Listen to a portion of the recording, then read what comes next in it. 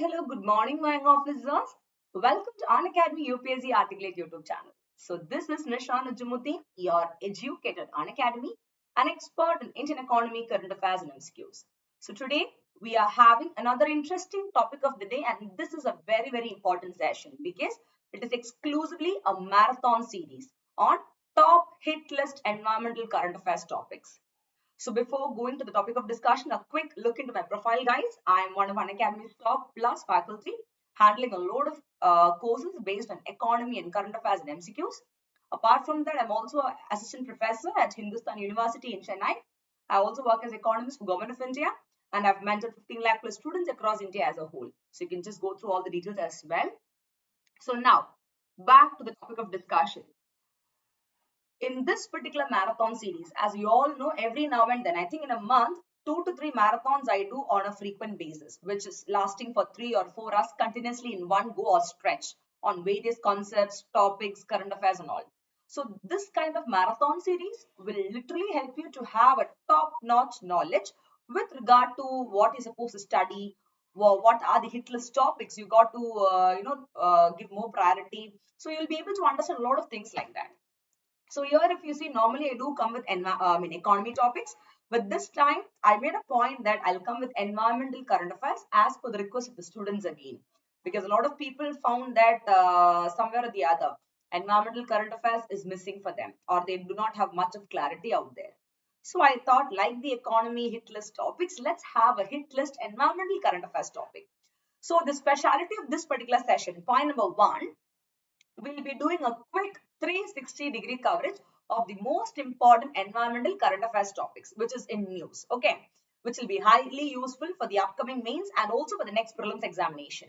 Second thing is to the point discussion, wherein a complete holistic coverage of the current affairs perspective as well as the static perspective or the theoretical perspective of that particular topic will be covered. Point number 3, all the data which are factual in nature will also be analyzed or discussed in this particular session. So you'll be able to know what to study and what not to study based on these particular topics, guys, of environmental current affairs. Clear? As we all know, environment, economy, polity, these are all always the hit list subjects of UPSC, and every now and then you can see in your prelims examination there is a higher weightage for these subjects, right? Yes, Devadarshini, good morning. Hi, Savan. Yes, Soham, Chandran, hi to all of you. Happy to see all of you for a long time. So come on, let me tell you something. There is another surprise to all of you. Like today, guys, on coming 15th of December, which means coming Wednesday, 5 p.m. to 8 p.m. or let's say 8:30 p.m. it can go. You will have an exclusive 1-year economy current affairs, Jan 2020 to December 2021, which will be very useful for the mains as well as the upcoming prelims. So now that is also a marathon, which will be a quick brush up through marathon series of economy current affairs happening on 15th of December. So mark your calendar and make sure that you're blocking your seats for this free live sessions. Again, it is on the very same YouTube channel. Clear? So all these are free classes exclusively offered by me to you guys.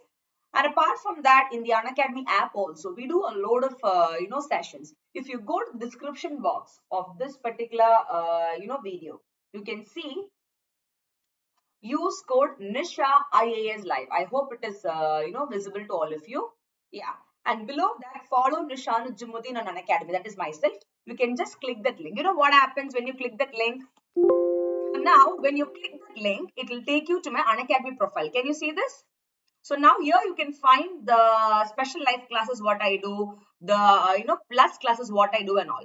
So you see UPSC level MCQs, that is actually the free special life classes that I've been doing from 6 p.m. to 7 p.m. on a daily basis. And tomorrow, if you see, there will be a continuous, weekly wrap up of 1 month current affairs, guys, in the free special life class from morning 9 a.m. The details of that will be shared to you soon after this marathon series. For the free class also, what you do is step number 1 is download the app. Second is verify yourself with the registered mail ID and phone number. Then go to UPSC CSE category, follow me there, close the app. When it is live tomorrow, click on the link which I'm giving you and use the code Nisha IAS Live and watch the free classes. You can unlock the free content. Clear? So this is the procedure to be followed for all the new learners. And apart from that, if you see, there are also test series happening, guys. I'll be giving test series where exclusively current affairs test series, science and test series, economy, art and culture, polity, like that. So whenever test series is given, the same procedure has to be followed, and use the code Nisha IAS Live to unlock it, and make sure that you are utilizing the best out of all this. Clear? Perfect. And you know what are the offers that is going on in Unacademy? So probably towards the middle of the session, I will tell you the benefits of Iconic, or let's say the other perspective. Clear? So here we go. Without wasting much of time, it's high time for us to quickly have a look into the most important environmental current affairs of the day. So here we go. The very first topic talks about the BEAMS program. What is BEAMS? The Beach Environment and Aesthetic Management Service Program. So now recently, if you see the blue flag certification, a lot of things given to the clean beaches, the aesthetic wala beaches was in news. So now there is something called as BEAMS program that is put forward. Let's quickly have a look into what that program is all about. So now if you see a country India, okay, we launched our own eco-label BEAMS called as BEAMS Environment and Aesthetic Management Services. And now our country India has launched this particular eco-label program called as BEAMS under the project called as Integrated Coastal Zone Management Project, that is ICZM. So under that we have our own ecological label BEAMS program. Now the working or the functioning of this program or project called as BEAMS is every 2 years. Okay, this particular BEAMS program, they have been prepared over 2 years, and that is done by whom? By SICOM. SICOM is Society of Integrated Coastal Management, and they do come under the Ministry of Environment, Forest and Climate Change. Clear? So now this is the current affairs perspective of BEAMS program. Clear? Now, why do you think you should have such kind of BEAMS program? The reason is that such kind of BEAMS program, the objective is that they want to make sure that they are abating pollution in coastal waters. We all know that coastal zones, or let's say coastal waters or sea waters, are literally important. And pollution is one of the biggest evil that has to be eliminated, or let's say removed. So now through this BEAMS project, you will be able to reduce or completely eradicate pollution exclusively with special focus to coastal waters. Second is to promote a long-term, or let's say sustainable development, where in the beach facilities, okay, with regard to the development of that. Next is to protect and conserve coastal ecosystems and natural resources, because you know the coastal ecosystem is very important to be protected. If you do not conserve and protect them, what happens? Degradation happens, exploitation happens. At the end of the day, nothing remains in the environment which is eco-friendly, right? That is very important. And most important is the BEAMS program. From the keyword, beach environment and aesthetic management, the factor called cleanliness, the factor called hygiene is very important. Don't you think so? Yes. So now along with that, the next objective is, yes, Ramkumar, the next objective is to maintain a high standard of what? Cleanliness, along with hygiene and also safety for what?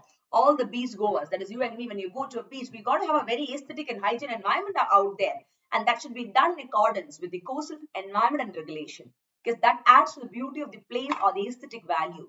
Don't you think so? Yes. So now this environmental current affairs, some places can also be connected to the art and culture perspective also, with regard to maintaining of the aesthetic beauty and all. Clear? Yes, Narad Kumar, good morning. So now, having understood what is BEAMS project and what are the objectives, did you notice something? I told you that this BEAMS project is launched by a country, India, under the ICZM project, Integrated Coastal Zone Management. So let me quickly tell you what is ICZM quickly, guys. Just 1, 2, 3, 4 points like that. Take care. So here we go. What is this project all about? It is basically aimed at improving the livelihood of whom? The coastal communities. And through this, they want to make sure that they're conserving the coastal ecosystem as a whole. You understand? And now the other advantage, or let me tell you the benefit of this integrated coastal zone management is that it is a World Bank assisted project. So they are getting help and funding from where? The World Bank. Yes, Soham? In Andaman and Nicobar, beaches are cleaner than the mainland. Yes, yes, Soham, because it's an island and they, the Radnagar beach and all, if you see Soham, they are coming under the blue flag certification category. They are the cleanest one, because they are the highest tourist attractive spot, and it got to be cleaner, no doubt in that. It's a beautiful place to visit indeed. I know that you were there anyways. Good that you've been to the beaches there. So back to what I was telling you. So now talking about the ICZM project. Okay, it is a project which is getting the funding or the help from where? The World Bank. And if you see, apart from the financial perspective, some technical and scientific inputs or help is also given to the same integrated coastal zone management by whom, guys? The NCSCM, that is National Center for Sustainable Coastal Management, and they are put up in Chennai, guys, okay, in Tamil Nadu. And this particular NCSCM, what they will do is they can't provide financial help, but then scientific and technical inputs help will be provided to what? The project called as Integrated Coastal Zone Management. Clear? And do you think this is a project that is quite something that is new? Definitely no. Since 1992, literally 29 years it is, I can 29 to 30 years it has been, right? The so-called concept of ICCM was put forward, and that happened when, you know, during the 92 Earth Summit of Rio de Janeiro. So there only the so-called, ICCM concept emerged. Clear? Yes, Samrit, good morning. Happy to see all of you in the class here. Morning, with a lot of bang back. Good. So now, having understood what is, ICZM projects and all, if you see, a little of current affairs based on that is on the occasion of a cleanup day called as International Coastal Cleanup Day.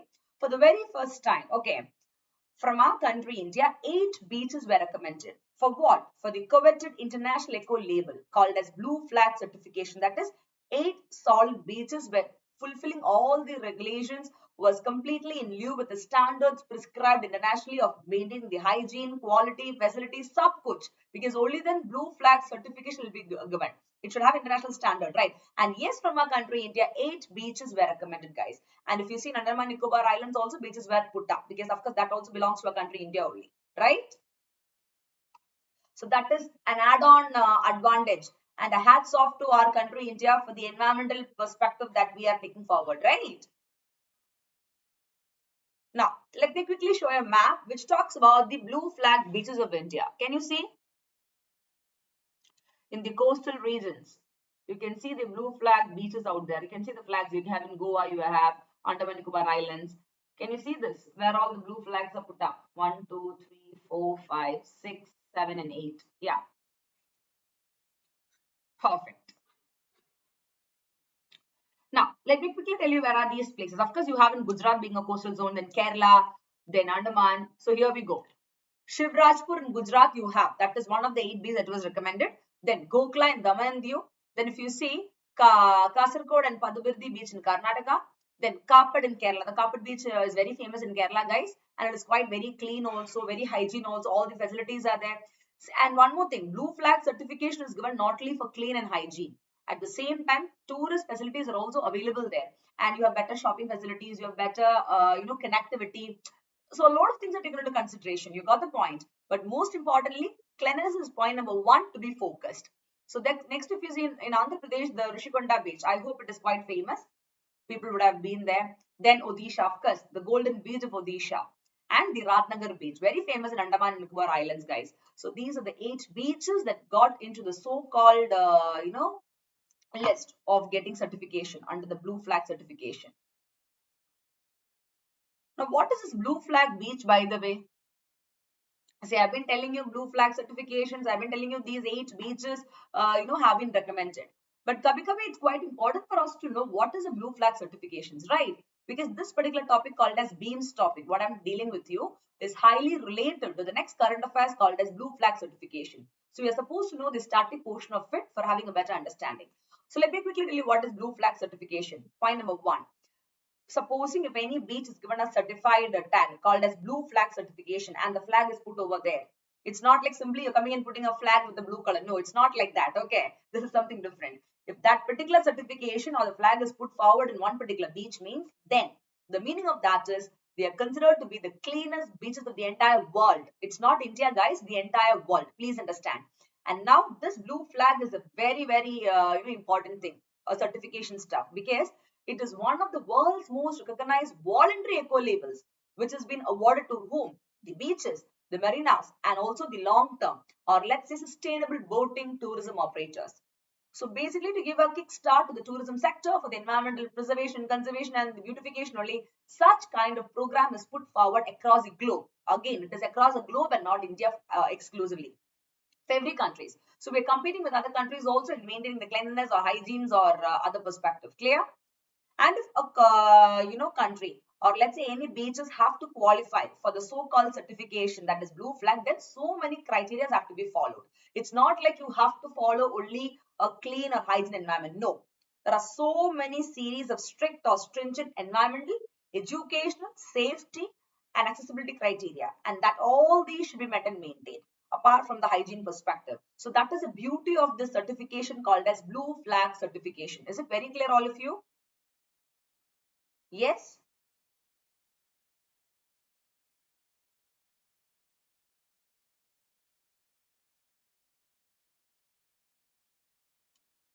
Okay. Now,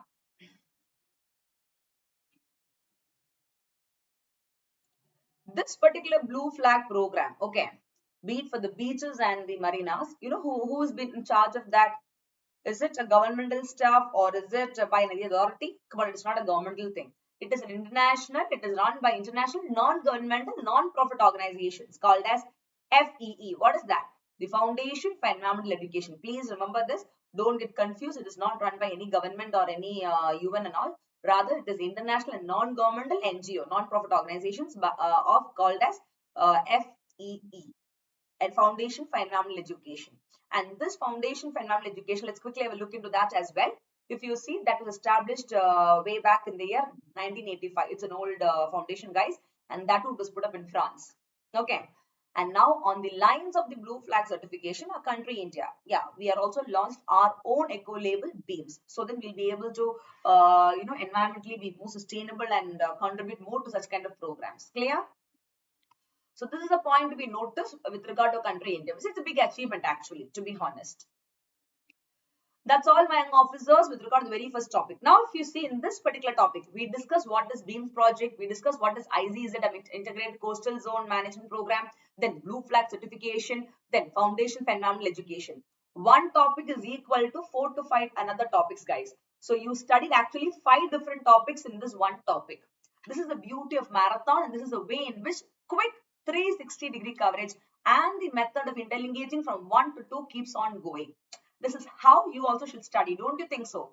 Without even telling different topics name, you saw the way I connected every single topic. So you don't feel the burden. You feel you're studying the same thing but different angles in a short, crisp and to the point manner. So this will help you to have a better memory retention capacity. Let me tell you that. So this is a way you have to follow. Clear? Yes, guys? Perfect. Now, the next important topic of the day is shrinking of Sambar Lake, Rajasthan. Not your dosa idli wala Sambar, guys. This is Sambar Lake. In Rajasthan, if you see, the most famous Sambar Lake has been shrinking. That was their news. Don't you think so? Yes. So let's quickly have a look into what that is all about. Okay. If you see in the newspaper, if you there was an article based on shrinking of the Sambar Lake, and that lake needs faster restoration. And that's what the expert study also said. So what's happening is like it is contracting or shrinking, and that too it's happening with degradation of soil and water quality. So this has to be really taken into consideration, because this particular lake, if you see, though it is Rajasthan also, they are put up in the southwest of Jaipur. Okay, and that is the country's largest inland saline water body. So a lot of migratory birds, thousands of birds do come every year. So now if this particular lake is having a shrinking or contraction issues, obviously the migratory birds, the other ecological activities will get disturbed. You understand? So that cannot be the case. Yes, Chandran, yes, I do remember you. So that is the whole point here. So let's quickly have a look into what this topic all about. For that, you should know what is Sambar Lake initially. Okay. Please don't pronounce the Sambar, guys. Some people will say Sambar Lake. It's not Sambar. It's Sambar. Okay. Please make sure that you are not mixing with any dish of Sambar, idli, dosa. Aisa nahi hai. Okay.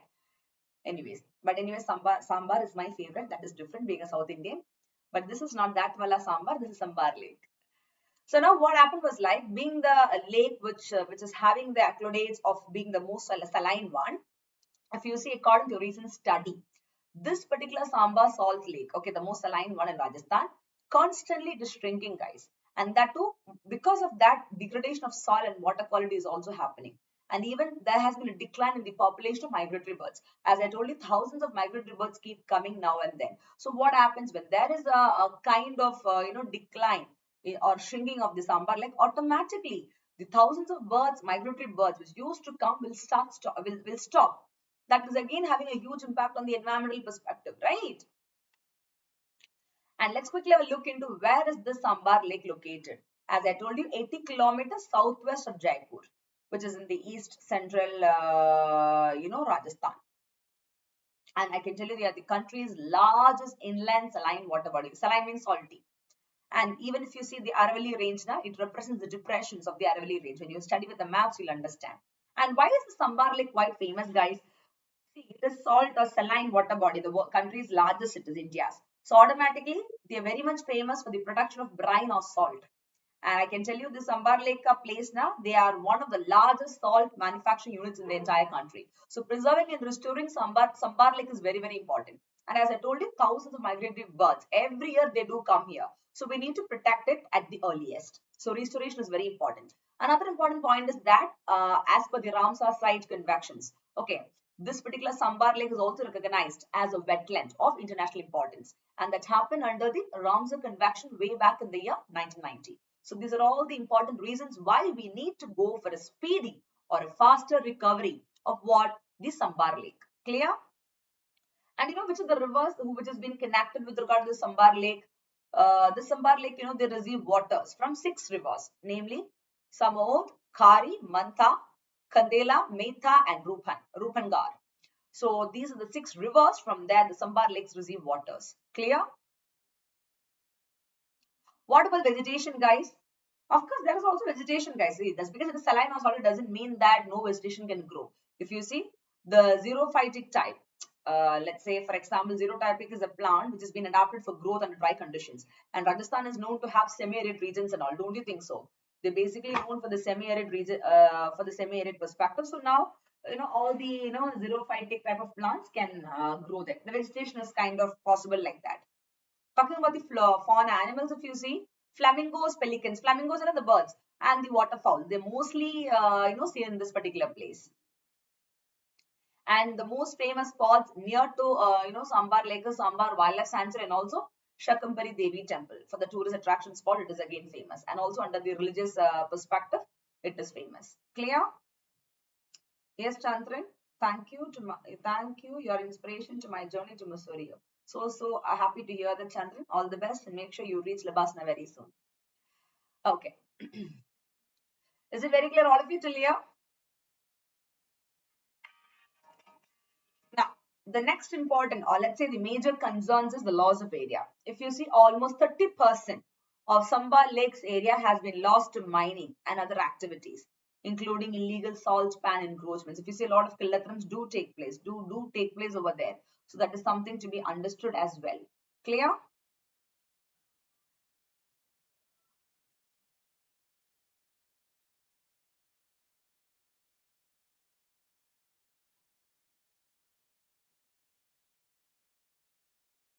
Yes, guys?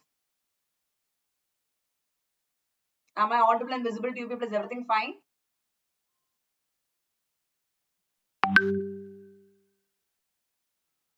Perfect.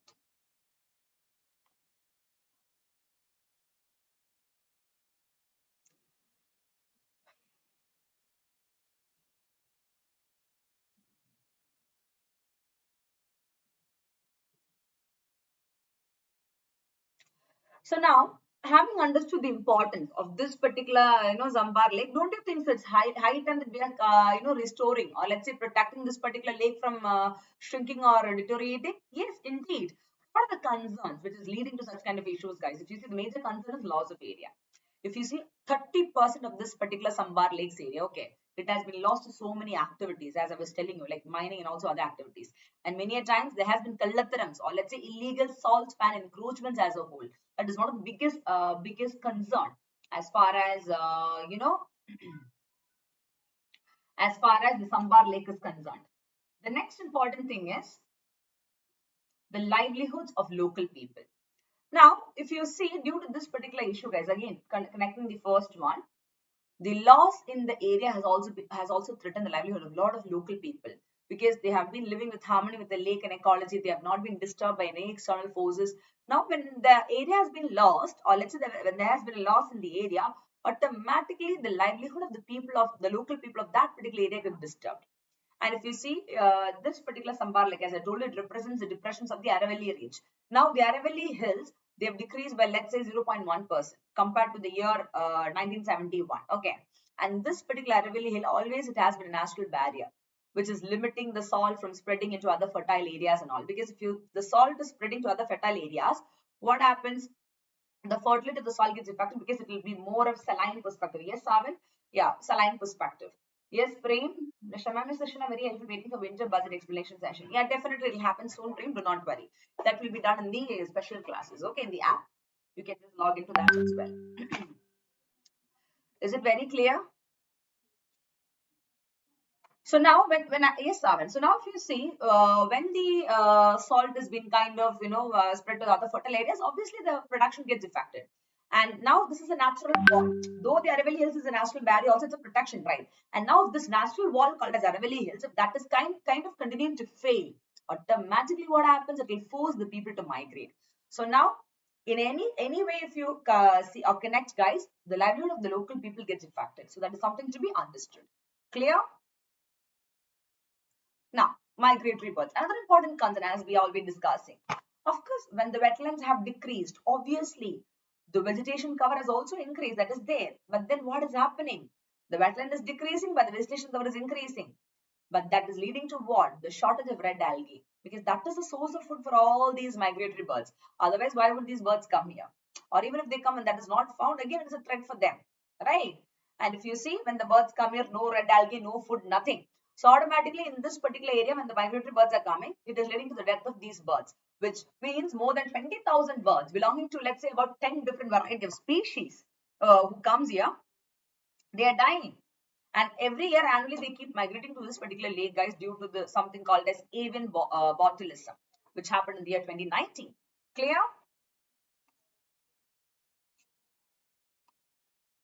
Now, talking about the issue as a solution, you tell me.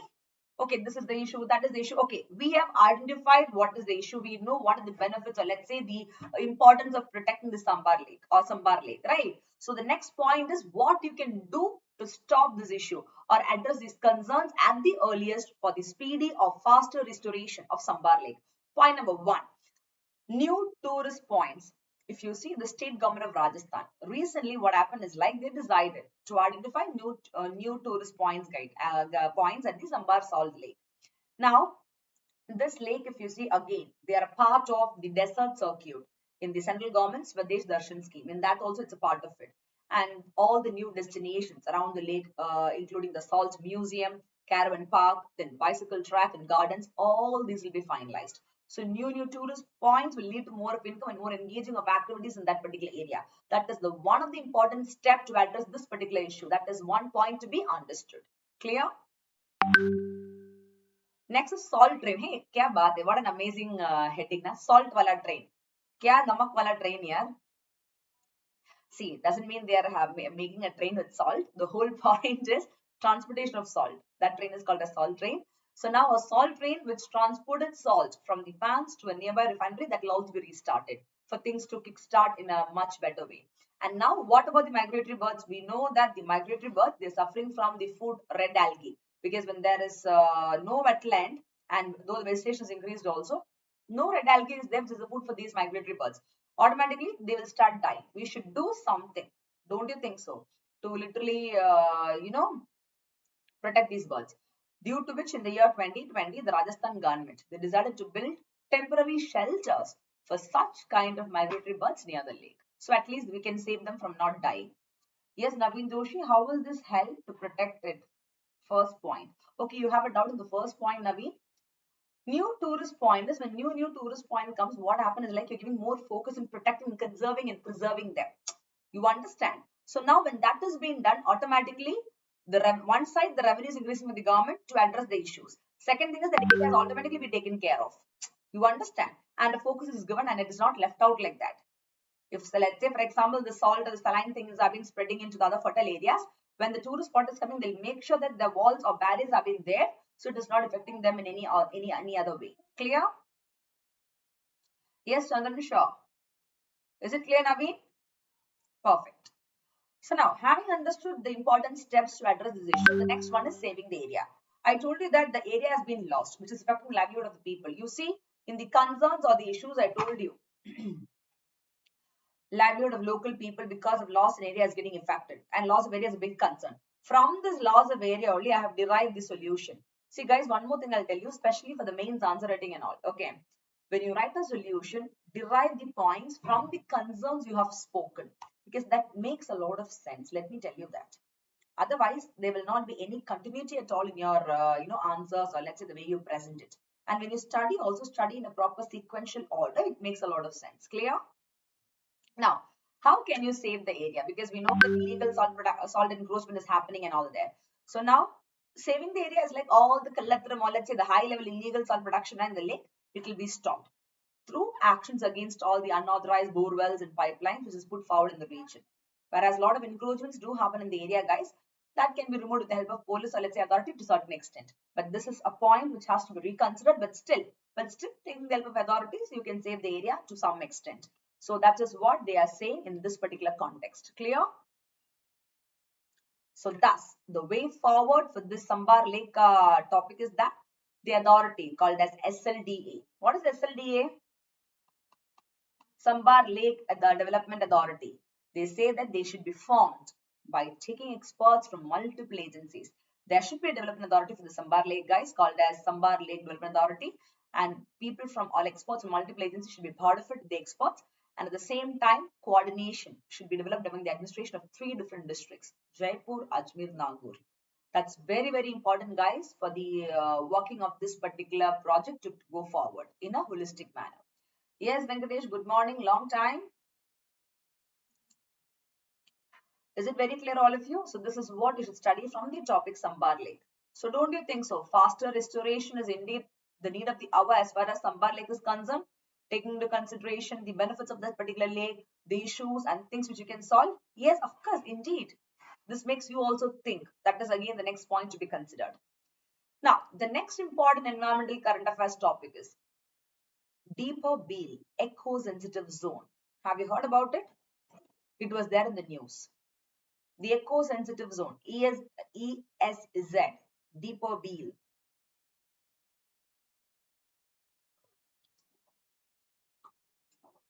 As Venkatesh is saying, Assam. Somewhere or the other you have reached, okay? Yes, Panda is saying, what is it? Yes, then tell me what is that?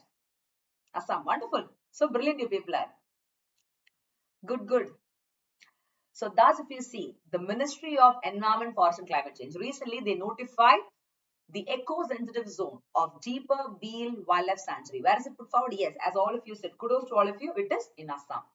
And earlier if you see, your Kaziranga National Park, the most famous one, that became the very first in the country to use all the satellite phones and if you see the Dihing Pataki and Raimona, they were designated as national parks. Now the eco-sensitive zone from Assam is Deeper Beale Wildlife Sanctuary, which is put forward by the ministry. Clear? Assam is a beautiful place in Northeast India, guys, where you have so much of importance with regard to organic farming, agriculture, ecological sensitive zones, ecology, environment, सब कुछ like that. Here we go. The Deeper Beale breathes easy after echoes sensitive zone notification. This was again in the newspaper, guys. Yeah, it is in Guwahati again, the same thing. So this picture, can you see? It is actually a view of the railway track, which cuts through the, Deeper Beale Wildlife Sanctuary. So now it's cutting through the sanctuary, guys. So now, when that is happening, pollutions, or let's say the flora, fauna put up there gets affected. Don't you think so? Yes, it do gets affected, right? So based on that, this particular topic is put forward. So let's quickly have a look into what is this Deeper Beale all about. Now, it is one of the largest freshwater lakes in Assam and the state's only Ramsar site. I repeat, Assam ka only Ramsar site, besides being an important bird area, which is identified by the BirdLife International. Please understand that. So India states only Ramsar site, but then internationally, if you see, by the BirdLife International, they also got a feather to their hat. That is, have been recognized as an important bird area. And if you see this Deepar Beel, if you Deepar Beel Wildlife Sanctuary, if you see, they're located toward the southwest of Guwahati city in Assam, and they are the erstwhile water channel of the river Brahmaputra, the longest one. And this lake is kind of expanding. I can tell you up to 30 square kilometers in summer, and in winter it reduces to, let's say, 10 kilometers square kilometer. And this wildlife sanctuary, they measure 4.1 square kilometer within the Beel or the wetland. That is also another important point to be noted. Clear? Why do you think it is important? You tell me, quick. Why, guys? Why do you think this could be important? If you see, it constitutes a habitat for aquatic flora and avian fauna. Now, you tell me what is aquatic flora and avian fauna. Flora and fauna we know, plants and animals. What is aquatic flora and avian fauna? Quick. What is that?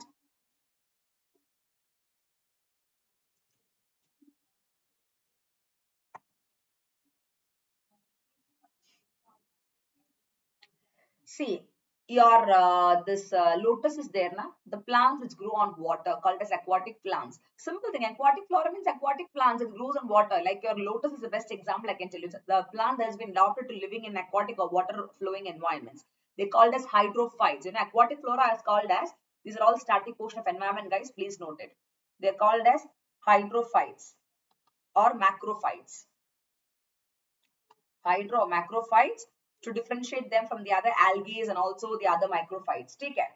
And what is a macrophyte? See, a macrophyte is something, or let's say it's a kind of plant which grows in, or let's say near water areas, and they're either emergent, submergent, or let's say floating. Either they'll be under or top, or they'll be kind of floating. That's how a macrophyte, same thing, but that is also a plant that is growing in water. Simple as that. Clear? Your lotus, your Nilimbo, Nucifera, which you call lotus na scientifically. Then the water lettuce na green kind of pile, you say in Malayalam you say pile, not pile. What do you say? I'm not sure about the exact word. The green kind of grass growing on the top of the water na, that one. All the kind of stuff which grows on top of the water. Clear? Now what is avian fauna, guys? What are avian animals? Your birds, your poultry.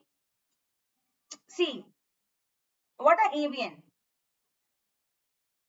Poultry, wildlife, waterfowl, then game birds, all these are called as avian fauna. Clear? Is it very clear? Hi, yes, Naveen. Water lily is also an example. Yeah, that is a very pretty one also. Let me tell you that. Yes, Amanshi, Venkatesh, animals. Yeah, animals and water, same thing. Yeah, that is avian fauna. See, kabhi it's very interesting that you actually get back to your static portion and understand what these are. So it adds a lot of importance while you study the current affairs. That's the whole point. Anyways, and now why, as I was telling you guys, talking about the Deepar Beel Wildlife Sanctuary, it is also very important because it is having a lot of importance, both biologically and environmentally, guys. So besides being the only major storm water storage basin for the city, it is very, very important ecologically, sorry, biologically and environmentally, ecologically. And for a lot of family, now a large number of local families, it provides a means of livelihood. So it's very, very important again to preserve it.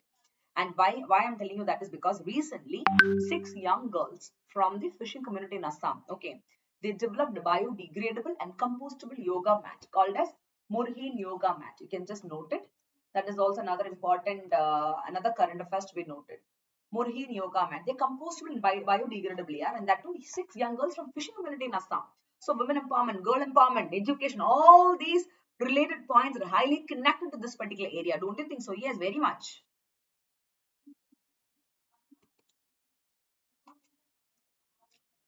So now, what are the concerns? Okay, these are all the importance, but then there are some concerns for this. What are they? Here we go. Point number 1. We'll just do only the points.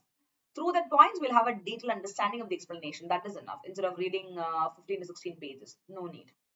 Solid killer 5 points will do, which will give you a deeper understanding of the entire stuff.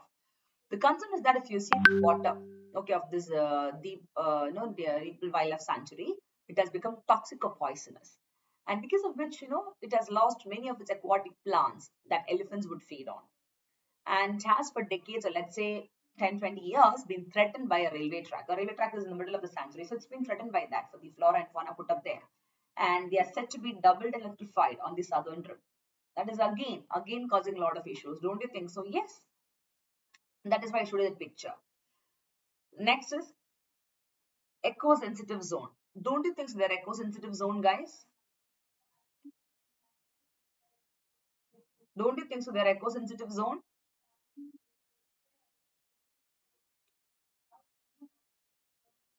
Yes, they are.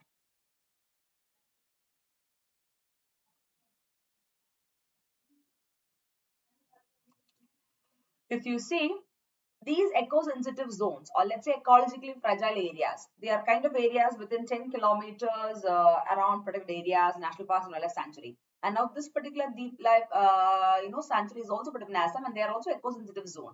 And these eco-sensitive zones, guys, are notified by what? The Ministry of Environment, Forest and Climate Change, Government of India. So now it's very, very important that we're kind of preserving and conserving what? Such kind of zones. Clear?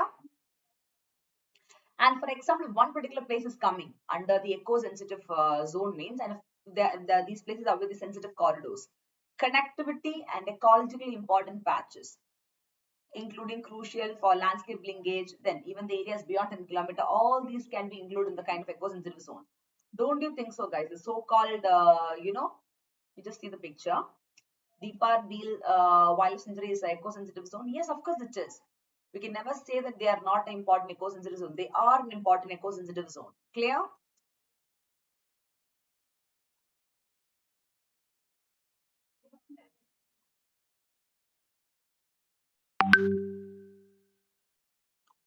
Now, the next one. Environmental tipping points. What is tipping? Tip ka point. What is tip?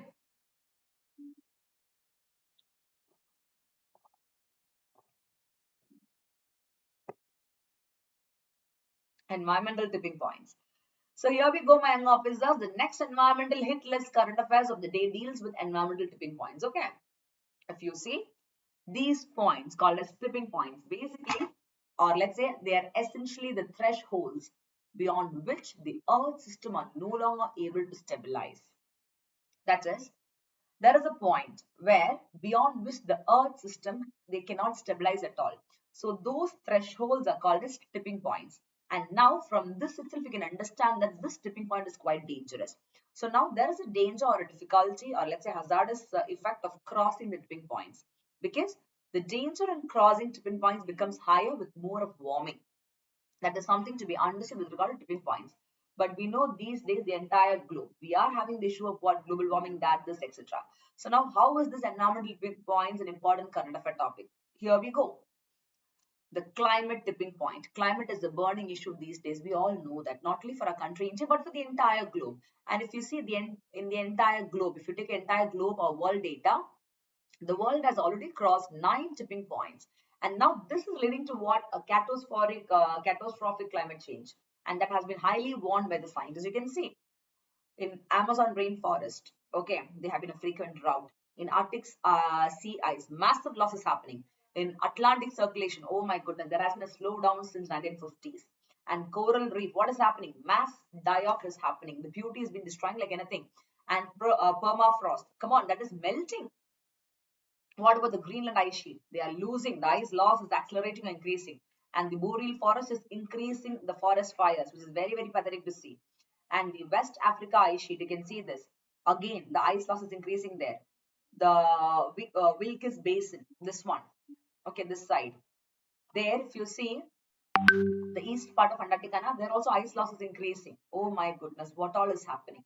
So this is called as tipping points.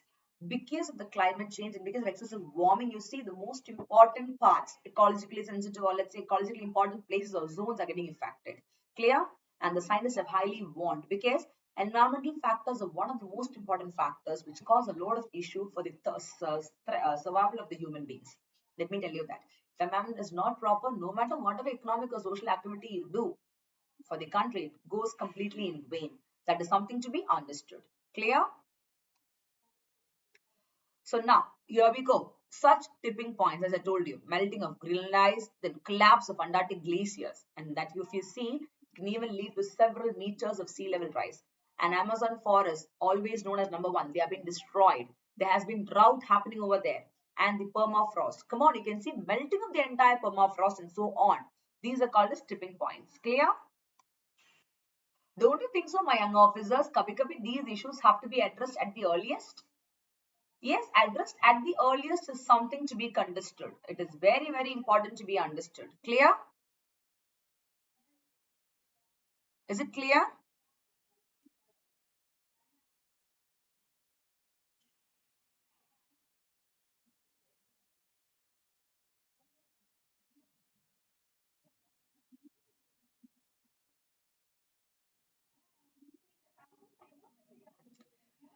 Yes.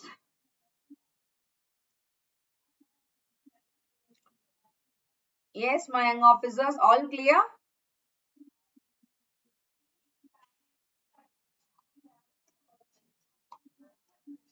Perfect.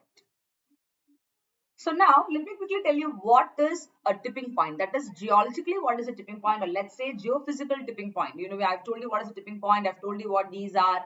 So let me tell you what is a geophysical tipping point. Okay, beyond a threshold when the Earth is unable to stabilize, that's called as tipping point. And crossing that is highly dangerous because more of warming comes. And now, what is a geophysical tipping point? That is also a threshold beyond which a system moves from one stable state to another. So stability gets affected. You understand? The whole logic is that stability gets affected. Clear? Stability gets affected. And thus, if you see, the research studies have argued that technology trend and decision taken in the next decade, it can hugely or immensely impact what? The regional tipping points. Oh my goodness, that is literally going to disrupt the ecosystem, transforming the planet into a hot house, or let's say hot house. Clear? So don't you think so? Every now and then, you take any country as a whole, especially the country India, are we not facing the issues of global warming and let's say the warming effect out there? Yes, the scorching sun is not just affecting only one particular place. It has been affecting the entire, states as a whole. So a couple of things like that has to be understood. So the tipping point is something that is enable you to understand where you have to focus. Clear? And you can see I told you because of the tipping points due to climatic issues, there has been destruction of the Amazon forest. An excess of drought is happening. It is completely drought. So now due to which wildfire can catch up very faster. Again, Amazon forests get destroyed.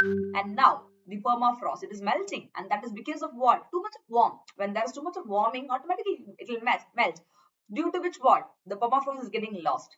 And then the weakening of carbon dioxide absorption by the oceans, or let's say the melting of polar ice caps. All these can be taken as various examples of regional tipping points. And that is actually, it is feeding the overall balancing mechanism of the earth. It's getting disrupted. So now, starting from one place, environment has no barrier. It can easily fluctuate 1, 2, 3, or let's say 1, 2, 3, 4, just like that. So we got to be really, really careful when we are dealing with environment. That is what this particular article is trying to tell you out. Clear? So now, having understood all these things, let's quickly move on to the next topic of discussion, the next important point, or let's say the next important current affairs out there. So before that, is it very clear to hear all of you what we studied? Perfect. Now, let me quickly tell you something, guys, before going to the next topic of the day, or let's say next topic of discussion. Now, there was Unbox, 2021 by Unacademy. It was valid for a single day, but then they extended it as well. That is, if you take a subscription for 1 year or more, you get extra 6 months free subscription to study. Okay. So you can unbox your true potential with extra learning time. That's what Unacademy is saying. You know, yesterday we at Unacademy, we turned 6. So that's a great kudos to us. So it's been 6 years since Unacademy has been put forward, and we have been offering so many quality lectures to all our students. And I would like to thank all my learners on behalf of Unacademy for providing, or let's say, for providing so much of support and placing the trust of you people on us through the free classes, through the plus classes, by getting subscriptions. So you have literally relied your trust in all of us. So that's a great thing, don't you think so? Yes. So kabhi it's required to motivate, or let's say to thank you people as a learner for making Unacademy always a big platform, because we are the number one edtech company. Let me tell you that. And if you see, a couple of things which I want to tell you people is, there is a UPSC annual price hike. Okay, from 9th and 16th December, it happened. So now, today being 11th, again, the prices are kind of, the same. There's a discount prices, but then from 16th, that is from next when Thursday onwards, coming Thursday onwards, you can see a huge price hike. See 1 year, 2 year, can you see here? 1 second.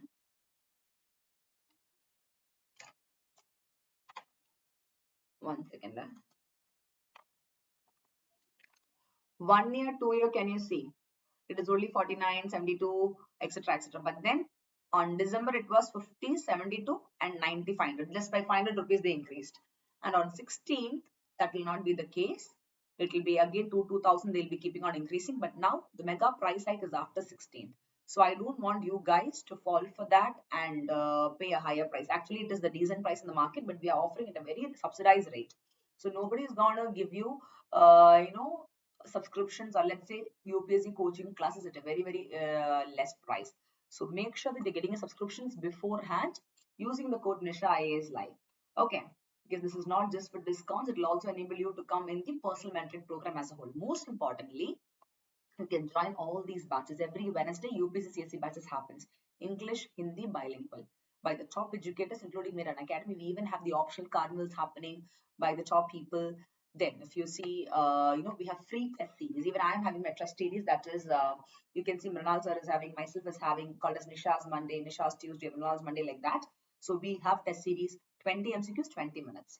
Hindi and English language, it will be there. So every Monday, 8 p.m. you have a test series. Then T20 current affairs test series, 15 minutes, 15 MCQs. Hindi and English you have. Then Avian daily static quiz. So sab kuch like this happens. For this, download the app, enroll yourself, use the code Nisha IAS Live for these test series. Clear? So even my exclusive test series are coming up, guys. So even you can, make use of that as well. Bring my next economy classes will be on 15th. 15th will be marathon. Yes, so let me know when you conduct. Yes, I'll be conducting a test series on Monday on Science and Tech Current Affairs, Tuesday Polity and Normal Current Affairs and Economy. I'll send you the link so you can take the test series just for 20 minutes, 20 questions. And tomorrow being Sunday, you have the Unacademy UPSC CSE Compact. It's a mega all India test. 56 questions will be given to you for 1 hour 60 minutes. 11 a.m. sharp it will start. Use the code Nisha IAS Live. Open your phone, fatafat, keep clicking the answers. So make sure that you are availing the prizes. You're coming under 1 to 500 rank because it's an all India stuff. So when it is an all India level test, it's very difficult to come in at even the rank 500 also. Let me tell you that, because lakhs and lakhs of people do take a test across India who are aspiring for UPSC, for the state examination, suppose like that. And if you do come under all this, you get a scholarship worth 4 crore rupees, right? If you are in the rank 1 to 3, 100% scholarship you get. 4 to 10 means 75% of the fees amount, remaining you have to pay. 50 means accordingly. But the whole point is, whichever scholarship also, guys, using the code Nisha IAS Live, you will get extra discounts also. So nothing to worry. Clear? Yes, Devadarshini, ma'am, difference between scheme and act. I will tell you. Hold on, ma'am. I'll just tell you. Is it very clear? And go for the iconic, guys. That's what I'll tell you, because it's one-to-one live mentoring will be there. Study planner is there. Mains question answer practice is there. A load of things like that is there. So go for the iconic subscription and the code is same. One thing I'll tell you, be it free class or plus class, use the code Nisha IAS Live to avail maximum benefits. Clear? Now, I have a question from Devadarshini again. She's asking, what is the difference between an act and a scheme? So this is something which many a times people get confused. Act and scheme. Don't you think so? Yes. So now act is what? Let's say, for example, we have the Employee Guarantee Act, Employee Provident Fund Act, right? Whereas we'll see we have Mahatma Gandhi National Rural Employment Guarantee Act. We have a lot of act. Whereas we'll say we have Pradhan Mantri Rozar Yojana or scheme. So scheme and act, the difference is very simple. Act is something which gives you a legal guarantee of employment. You understand? Schemes will come and go. So today you have a scheme for, increasing the education of girl children. Beti Bachao Beti Padhao scheme of the government for increasing girl education. This can change tomorrow to another version number 2. You understand? Or this can have additions and reductions. Whereas act means this is something that will be there for a long time. Because laws are durable. An act is something which is in the form of a law, I can tell you, which means a kind of legal guarantee is given. You understand? For example, if a scheme is put forward by the government, let's say Swachh Bharat scheme for cleaning in India or Clean India scheme means this can be trimmed or even cancelled by a bureaucrat as and when the time comes. They will say, okay, 2015 there was a scheme. Now let us cancel that and go for a new scheme. Whereas Act is not like that. Act can be changed, but it cannot be cancelled very faster like that. That is changing an act or a law. Okay, that will require a change or amendment in the parliament. The procedure is quite longer. For example, if an Employment Guarantee Act is passed, okay, now the laborers will have durable legal entitlement. You cannot just cancel it just like that. It requires some change in the parliament as a whole. You understand? That is something to be understood. So law is actually what? A system of rules recognized by a country which in order to regulate the actions of citizen. Whereas act is that segment of legislation, I can tell you. Clear? Scheme means initiative taken to organize, execute one particular, stuff. So you'll be able to achieve the target by the government. For Clean India means Swachh Bharat. Then for education means Beti Bachao, Beti Padhao. You understand something like that. Clear?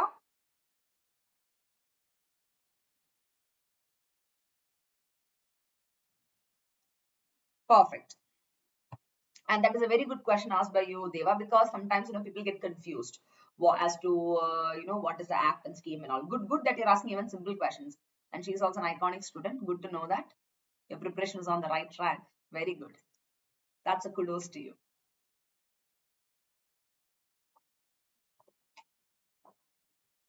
Yes. Shall we go to the next topic of discussion, my young officers? Indeed, we should. Hena? Very important.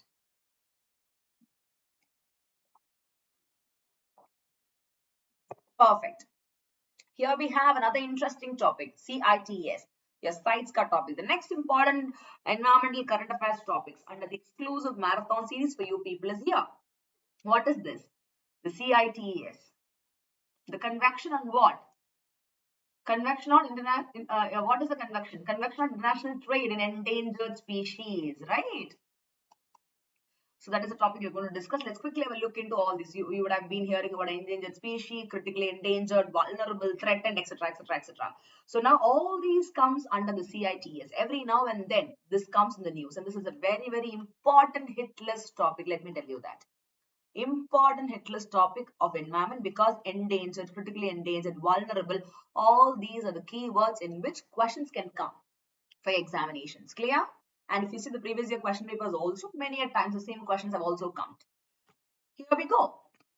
Let's firstly have a look into what the CIT is before going to the current affairs of it. Okay. Now, basically, this is a convection on international trade in endangered species of wild flora and fauna, plants and animals. And now, yes, since it is a convection on international trade, it is an international agreement, guys, no doubt in that. And in this international agreement, the states and regional economic integration now, they will either voluntarily, they'll join voluntarily. That is the whole point here. So this is an international agreement, and all the states and regional economic integration organizations, they will voluntarily join that. Now, this particular CITES, it was drafted as what? It was drafted or formed as a result of a resolution which is adopted way back in the year 1963. Let me tell you that. And that too, it happened at a meeting of members at the IUCN, International Union for Conservation of Nature. And what is IUCN? It is a membership union, uniquely consisting of both government and civil society organization. So now at the meeting of members of IUCN only, guys, this particular draft of the Convention on International Trade in Endangered Species was adopted, or let's say a draft of this resolution was put forward. Clear? This is not a new thing. It's something that's quite old for so many years. So what do you think could be the benefit of the CITES, guys? They provide public, private and non-governmental organizations with all the necessary information and knowledge, I can tell you.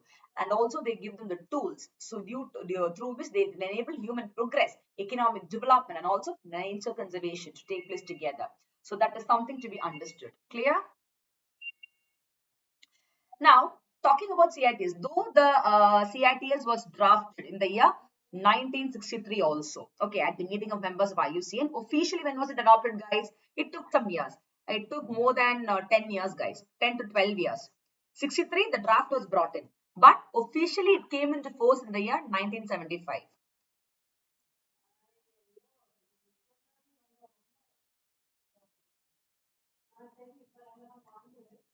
Okay. The sites entered into force in July 1975. And now, currently, if you see, we are in 2021 here. How many parties are a part of this Convention on International Trade of Endangered Species? It is not cities, okay? It's CITES. You pronounce like that. Please understand. How many people are there? More than 150. Literally 183 parties include countries or regional economic integration organizations, guys, who they are a part, or let's say they are a party to the CITES. And what is the aim? Very simple. As the name is suggesting you, the Convention on International Trade of Endangered Species, they ensure that international trade in the specimen of wild animals and plant is not even threatening their survival. No kind of international trade of endangered species happening which will lead to the exploitation, or let's say this which will be a threat to the survival of these flora and fauna, especially the faunas, that is the animals out there. Clear?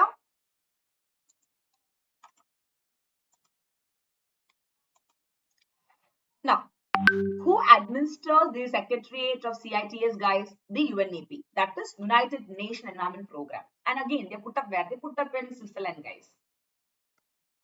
They put up again in Switzerland. And now the role what they play is they play a very coordinating, advice and servicing role in the working of all these conventions. They are UNEP, that is United Nations Environment Program. They kind of give advices, they coordinate, and they do all the servicing role. So the CITES activities can take forward properly. And now, how is the COP connected to CITES, guys? The conference of the parties to CITES. Take care. They are the supreme or the most important decision-making body of the convention, that is CITES, and comprise all its parties. So the COP Party Conference 21-22, currently it is 26, which held at Glasgow. We all know that COP 26 at Glasgow was a recent one. So that conference of party to the convention on international trade in endangered species is the most important decision-making body, guys, of this particular CITES conventions. Clear? And all the 183 parties who are associated with the CITES are also part of the COP, that is Conference of Party, which means the country India is also a very important part of it. Clear? Now, the next important point is see, this CITES, Convention on International Trade in Endangered Species, though they are legally binding on the parties also. Let me tell you one important point. It does not take the place of national laws. See, legally, whichever parties are binding, they have to get the permission, they get the approval and all. But then it doesn't mean that they will take the place of national law. But what do they do? That is the next important question that comes to your brain. Rather, they provide you a solid structural framework, which is to be respected by each and every party who are a part of the CITES, the countries, okay? And they have to adopt their own domestic legislation. Why? So as to ensure that the CITES is implemented at the national level. Because every country will have their own, rules and regulations or the procedures to be followed. That is the whole point, what they're trying to tell you here. Clear? Is it very clear, my young officers?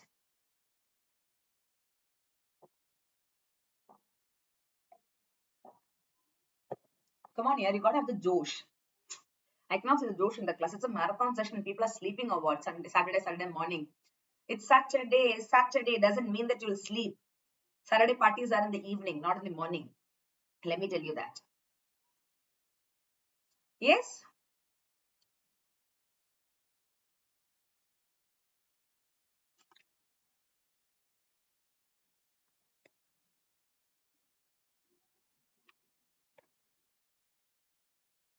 So yes, here we go.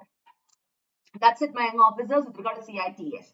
Now, the next important thing is, since we were learning about the Convention on International Trade and Endangered Species, I mentioned about the IUCN Red List also to you people, right? So let's quickly have a look into that as well, because this is a connected current affairs of that.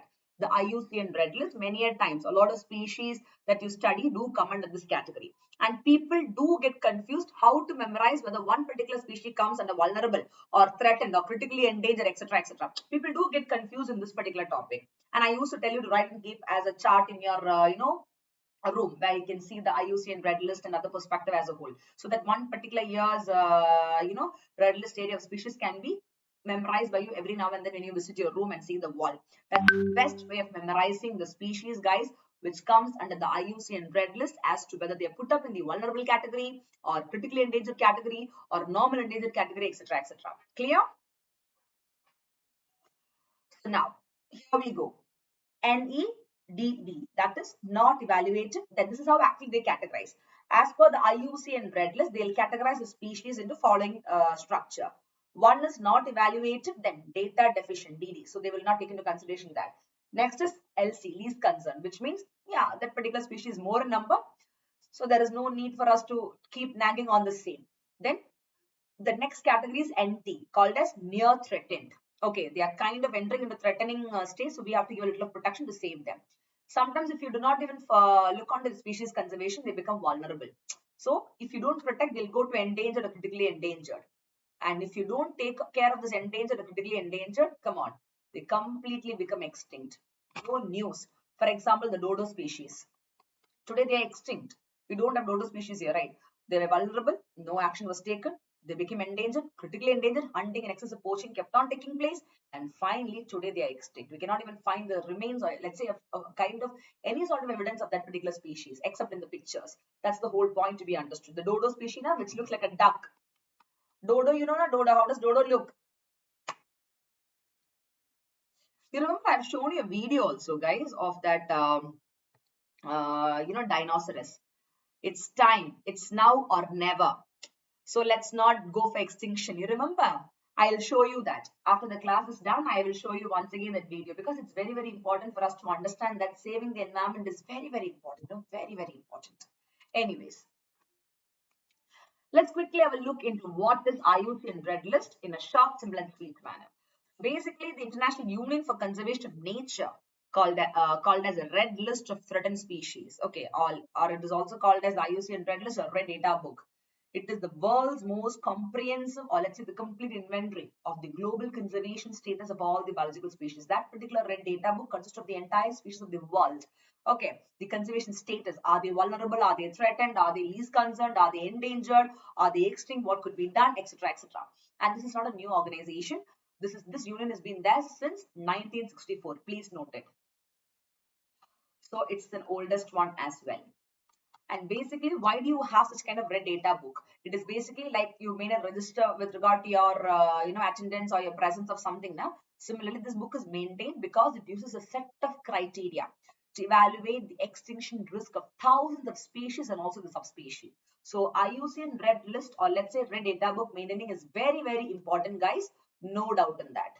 Clear?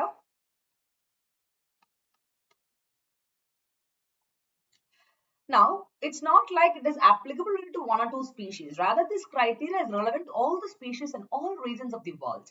So, with a very strong scientific base, I can tell you that this particular IUCN Red List, okay, they are recognized as the most authoritative guide to the status of what? Biological diversity.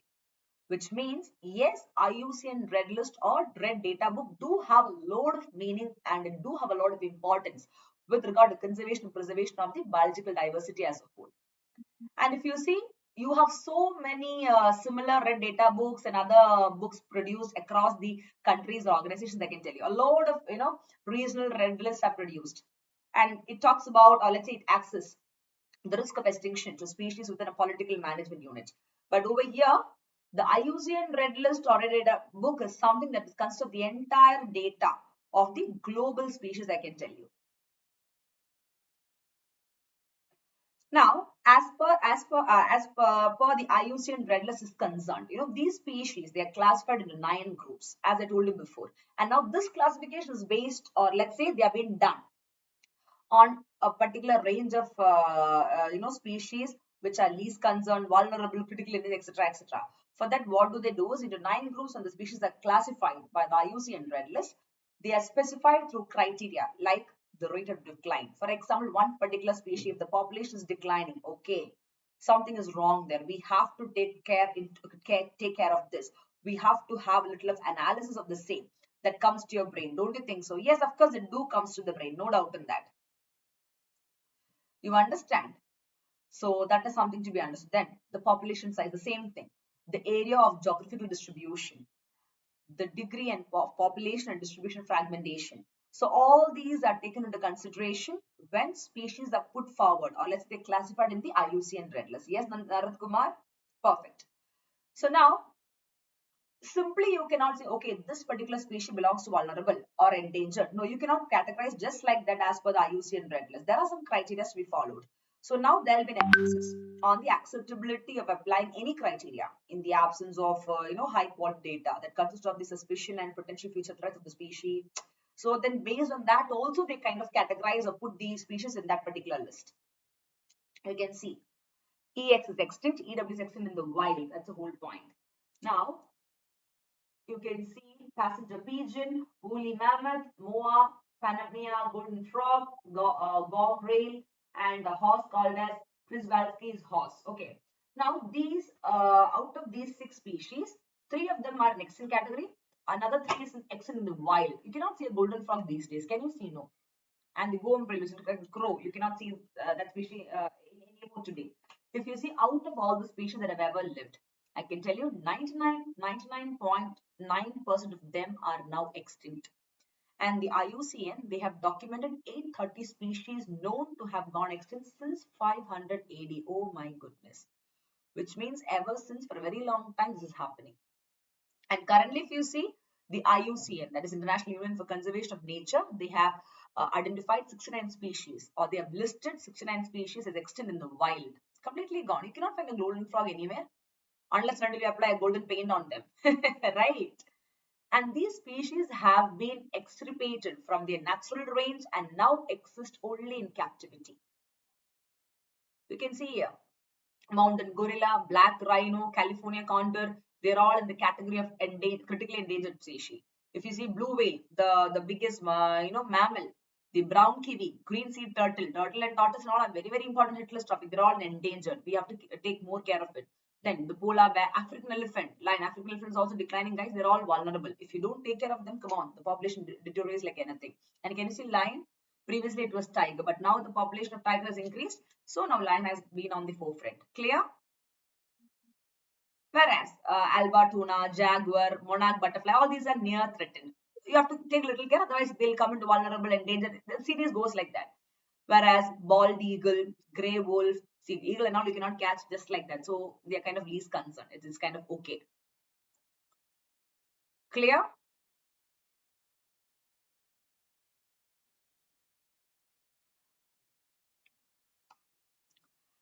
These are some examples I'm giving you for your better understanding. Okay.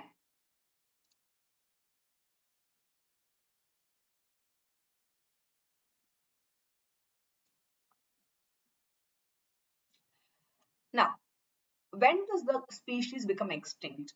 Beyond reasonable doubt, the species is no longer extinct. That is, extinct is something when you cannot even find a single species of the same anywhere around. So they completely wiped off. Extinct in the wild means it doesn't mean that they're completely gone. Somewhere or the other in captivity, like how you put a person in a jail or prison, or let's say when you put a species in a cage. Yeah, in captivity they survive. Only in that 1 or 2 species. You understand? Critically endangered is what? When they are in extremely critical state, just like a person suffering in a ventilator or not ICU, ventilator, I will tell you, for fighting for the life. Similarly, the species in that category now, when their number is very, very less, they're critically endangered.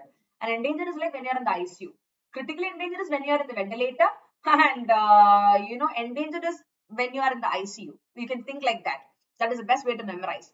That is, endangered means you have very high risk of extinction in the wild, and you will be in captivity, and you can recover if proper measures are followed. Whereas critically endangered means no.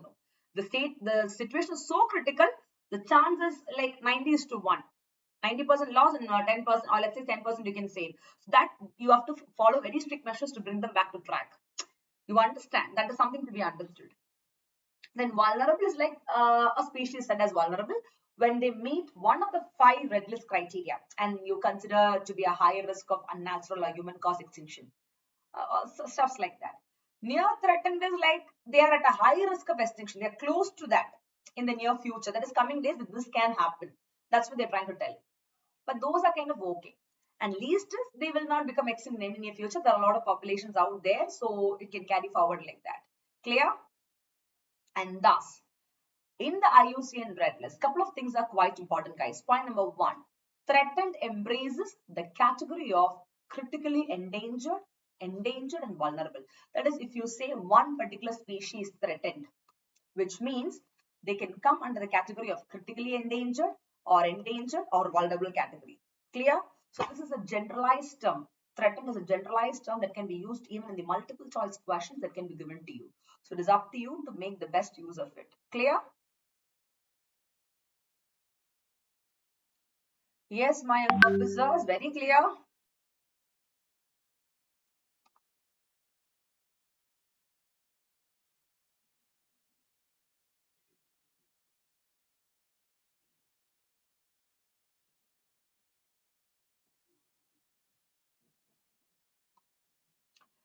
Now, talking about the IUCN, we were talking about the other perspectives of it. Now again, as we all know, the International Union for Conservation of Nature, because we're talking about the CITS, right?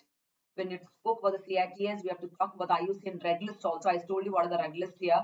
Now talking about the IUCN, in the static portion of it, if you see, yes, Abhijit, it is international organization, as I told you before, which has been working in the field of nature conservation and also long term or sustainable use of natural resources. So what do they basically do is this particular IUCN, they start gathering all the data, start doing the analysis, the research, the field projects, advocacy, and also education of conserving the species. That is the most important job done by the IUCN.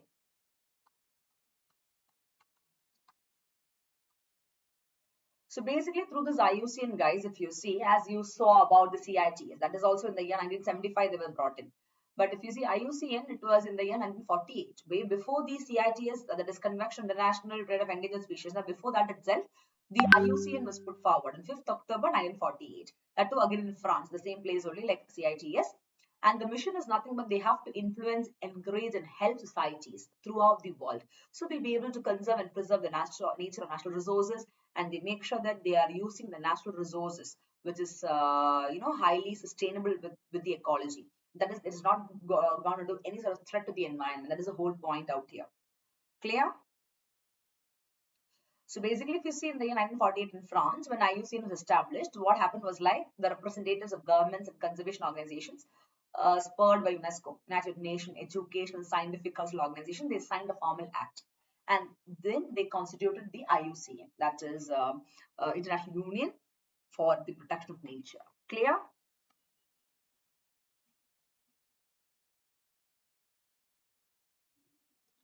And there is an important point to be understood with regard to IUCN, guys. Very, very important. Why? Because it is the world's oldest and largest global environmental organization. It is the oldest. So people will think that CITS is the oldest one. No. Your CITS is in the year 1975, whereas IUCN is in the year 1948, October 5. And they are the world's oldest and largest global environmental organization. Please note it. And science is an association with your UNEP, United Nations Environment Program, whereas IUCN has come from UNESCO. The initiative was to set up a new organization that came from UNESCO, and especially from the first Director General, the British biologist, Mr. Julian Huxley. Okay, that is something to be understood. Clear? So that's it, my young officers. Moving on to the next topic of the day, that is COP26. This is the hit list topic. Let me tell you that. The hit list topic, which was in news, many editorial articles on the same I've discussed with you. So every day 8:30 p.m. to 9:30 p.m. for one solid hour, there'll be a daily night editorial analysis by me. You can watch that. So some days the classes were not happening due to few reasons, 3 to 4 days class. So the entire editorial will be analyzed today evening. Okay, today evening or night, again like a marathon with a break of half an hour, the classes will be conducted. Clear?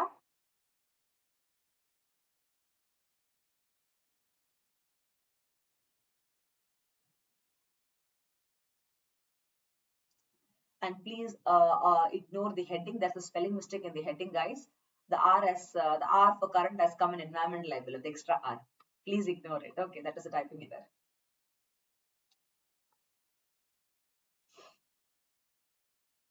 Is it very clear, all of you? Any doubt till here?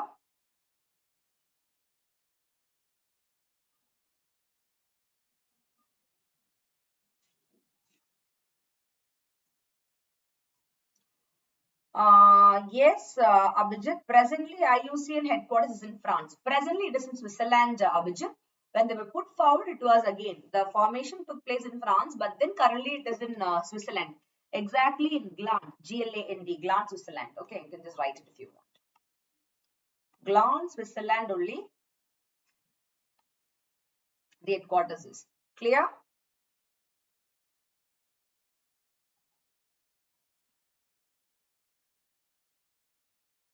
Currently it is there as for the current affairs is concerned. Now, moving on to the next topic of the day, the COP, Conference of Party 26, which happened at Glasgow, guys, in the year 2021, where our country, India, had an active participation. Our Prime Minister gave a lot of highlights, a lot of points, which was accepted and not accepted by many countries as a whole. So, based on that, many articles we have discussed. So, now here I'm going to talk only about the achievements and scope because that is something that you should know, which will be useful for the mains answer writing as a whole. Okay. And also for the prelims, you can take a couple of points from here as well. For the multiple choice questions, you can get some points, you can get some keywords from this as well. So here we go. The Conference of Party 26 that was conducted at Glasgow in the year 2021. So this is what? It is a UN climate change conference. We all know that. And if you see for nearly 30 years or 3 decades, the UN has been bringing together almost every country. Don't you think so? On Earth. Why? Because they want to conduct all the global Earth Summit and they call them as COPs. And COP is what Conference of Party. In that time, climate change has gone from being a fringe issue to a global priority. Previously, climate change was a normal thing. But then, over the years, today it's a burning issue. Every single country has to focus. It's become a global priority because of climate change. Climate has no border. What is the environment? Air has no boundary, you say. So does the climate as well. So, in fact, that has been shown in one particular area can easily transfer to the next particular area. And it can keep transferring just like that. You understand? So it's a global priority as a whole. And this year, if you see the year 2021, okay, it was the 26th annual summit, which was given the name as COP. And UK, with UK as president. This year it was UK, and India will be president for the next one, guys. Currently, the country UK was the president of the COP 26 at Glasgow, and it was conducted there only. Clear? At Glasgow place only it was conducted. So in the run to the so-called Conference of Party 26, I can tell you that the country UK or London, they are working with every nation. Why? Because they want to reach agreement on how to tackle this big issue called as climate change. That is something which they are very much concerned and worried about. If you see the world leaders across the globe, like leaders from Scotland, alongside tens of thousands of negotiators, government representatives, business and citizens for 12 days of talks. It was planned, and yes, of course, our country India also participated, where our PM made a huge, strike on so many deals and so many highlights to be, focused upon. But we were criticized also. Let me tell you that. For zero carbon mission, we were criticized because instead of 2050, we said 2070 we will take to achieve that net zero carbon mission. I have taught you all these things in the editorial class of current affairs. You remember? Yes, Abhijit ma'am. So basically, we need to know what is it? Memorize about IUCN status for every animal. See, Abhijit, not every animal. Let's say, for example, you are appearing for the prelims 2022. So 2021 to 2022, that 1 year, whichever animals was in news with regard to IUCN, that is enough. And there are some, evergreen animals, always it will be on the list. So a couple of things like that, make a chart of 25 to 30 animals, mostly that will come based on the type of study. And out of that, sort out the 10 or the 5 hit list ones, which I keep telling you in the class. Give a little of focus. It's simple as that. More than that, don't confuse yourself by learning 100 or 200. That is absolutely a waste of time. And don't do that. That is not smart work. It may be called as hard work, but not smart work, because that is actually deteriorating your capacity of saving time and memorizing the points in a quicker way. Clear? Now, what are the achievements and scope of the COP 26, my young officers? If you see recently, the COP 26 was conducted. Okay. Don't you think so? It is widely hyped? Yes, because it's the last chance to save the planet. And that's why this meeting began with a bang, I can tell you. But though it began with a lot of swag and bang, oh my goodness, a lot of bang, swag, all these things was put forward for this meeting because we are facing the biggest burning issue, climate change, globally for the entire world economy. But then, though that is the case also, this particular COP 26 meeting, they ended on a more modest note, I can tell you. And one more thing, notwithstanding few points to be memorized, is that it did make some progress, even if much less than was needed. Yeah, something is better than nothing, you say. Now the same can be applied to this also. Where something was done, that is there. And this summit had a deal. Okay, had to deal with all the disturbing prospect that the world was set to reach nearly plus 3 degrees Celsius by the end of the century. which was above the 2015 Paris Agreement, guys. The target that was below 2 degrees Celsius and ideally 1.5 degree Celsius above pre-industrial level. But now, in this UP26, taking into consideration the current environmental situations and perspective, the target was like the world was set to reach. They had to deal with the disturbing prospects of the reality of the world where we were set to reach nearly, let's say, plus 3 degrees Celsius, guys, by the end of the century. And this is a global problem. What? Climate change. In this global problem of climate change, don't you think so? Very much larger role is very much required, or let's say it's yet to be fulfilled by the world's 3 largest emitters. And the world's largest emitters consist of the developed nations and also undoubtedly India. Of course, India is there. Do not even worry. India is not in the category. Out of the emerging and the developing economy, out of the world's 3 largest emitters, India is also part of it, which is the emerging economy, and the developed nations is also there. So it becomes very important for our country to tackle this problem in the best way possible. Clear? Now, what were the MOM, or let's say minutes of meeting? After this meeting was done, a lot of stuffs were put forward, right? So the new global and country targets was that this particular summit, they urged countries to consider strengthening their 2030 targets by COP27, which is supposed to be held in Egypt in the year 2022. Yeah, that was there was a lot of country targets and new global and country targets put forward for every country. That is 2030 is equal to your SDG, Sustainable Development Goal target. So in lieu of that, they said, let us strengthen the targets 2030. And in Egypt in the year 2022, next year, they'll be conducting the COP27. That time, they should be able to achieve something. That is what they're trying to tell you. And they said global warming being one of the most important issue that is threatening the entire globe. They targeted that this particular global warming for the entire globe shouldn't exceed plus 1.5 degrees Celsius. And they even got about 140 countries to announce target dates for bringing emissions down to net zero. In that bringing emissions down to net zero, our country said by 2070 only we can do that. That led to a lot of criticism, but we were more realistic in telling that 2050 is too near for us because the ratio is increasing for us every now and then with regard to populations, with regard to the emissions and all, right? And the technology we're supposed to have is quite costly and we're not able to afford it as a whole. Due to which, on a very practical note, we said 2070. That is something to be understood. Clear?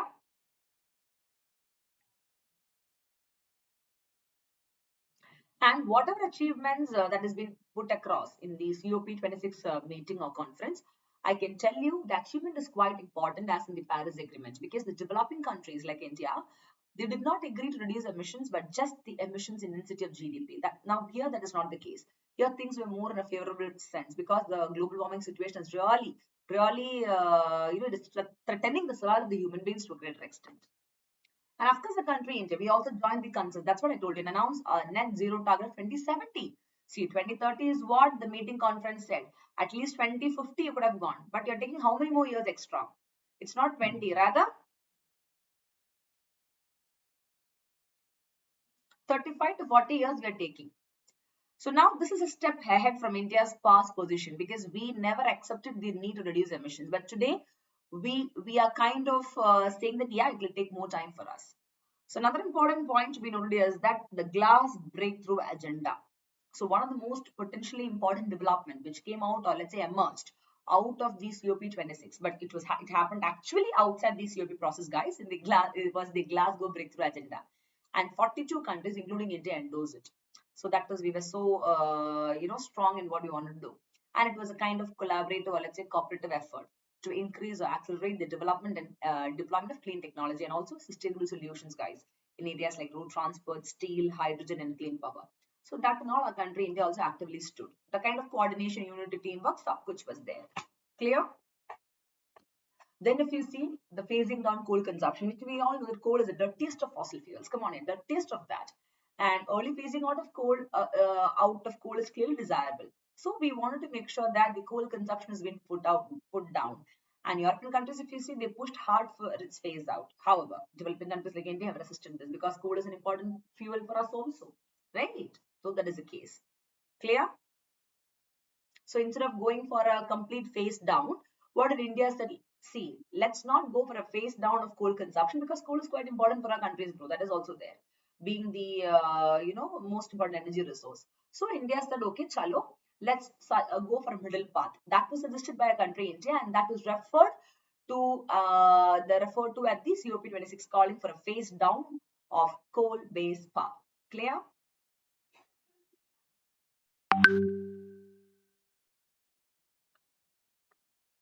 Now, what are the setbacks of the meeting? One is voluntary target. See, it's a voluntary stuff. There is no mechanism where you are strictly enforcing things, or there is no penalties for non-complaints and all. So if the countries are doing it, well and good. If not, you cannot go and force them to do something, because no legality, or let's say no punishments, or no other sort of stuff is put forward.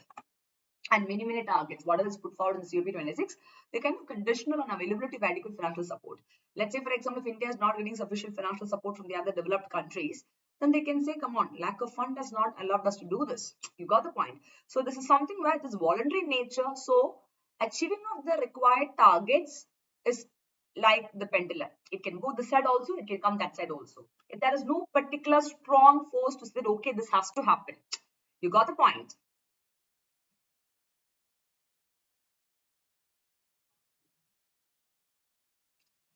Next is lack of specific details and actions. Yeah, that is also some another point to be noticed with regard to what? With regard to this thing. These are all just for you to know the most important thing. Then climate finance. Come on, that was a failure in securing that by every country. I can tell you that is the reason why many times many of the developing countries have failed in their targets of climate issues and all. I can tell you. Then unequal distribution of carbon budget. The world's top three largest emitters. Who are they? Of course, Shaguni comes China, USA, Europe. They account for about 30% of the world population. And it was said that they would take up 78% of the carbon budget. What about India? Of course, India is also part of the biggest emitter. Though we're not top three, also under top five we come. But what about us? You understand? So there is an unequal distribution of carbon budget again happening. And China, if you see, they are intending to hit peak emissions only by 2030 before going down to net zero in the year 2060 as what they planned. So these are few of the important things which makes you think as a whole, I can tell you. Clear?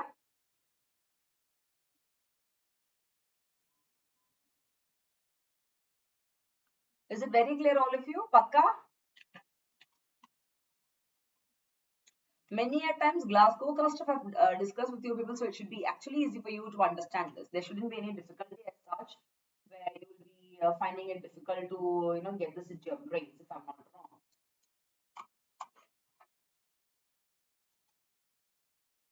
This is just for you to know actually. So now, what are the suggestions? That is very important. For the entire countries who are a part of COP, I can tell you. One is the top three emitters of the world. China, UK, and China, USA, and Europe.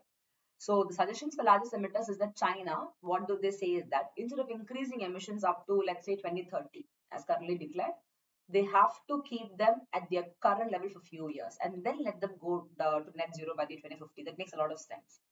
And US also should achieve a sharper reduction in emissions, and the targeted year is 2030. And then they can go to the net zero by the year 2040. Europe also, they said, as a whole should follow German or Swedish example. And by the year 2045, they can go for net zero emissions. So let's go strategically a step-by-step manner, because otherwise you will not be able to climb the ladder also. On half the way you'll fall down. That is what they're trying to tell these countries by fixing the targets like this. Clear? So when you're kind of recalibrating this, or when you're kind of revising it, the carbon emissions of this group, China, US, and Europe, it will fall to the category of, let's say, 32% of carbon budget, which is much closer to the population share, instead of giving 78% the majority of share as a whole. So the other countries are not losing out. See, one of the biggest issue was that, there's unequal distribution of carbon budget. So when you're kind of redistributing or recalibrating it, this issue doesn't happen there. That's another way forward. Now, as far as the country India is concerned, what do you think of the COP26? If you see, for us, it is 2070. That is our target of achieving net zero emissions, guys. And it is said that this 2070 target of a country, India, would take up 18.1% of carbon space. And that is kind of a little higher than a population share of 17.7%, I can tell you. You understand? So with regard to the coal-based power in India, we suggested for a middle path, but then they, in the COP26, they set for a down-phase development of path. So India had made no commitments, I can tell you, regarding phasing down of coal-based power. However, the renewable energy goals 2030, which we are strongly holding on, that is likely to reduce the share of this, say that is coal dependence from 72 to 50 by 2030. So that is one hope that we have. Clear?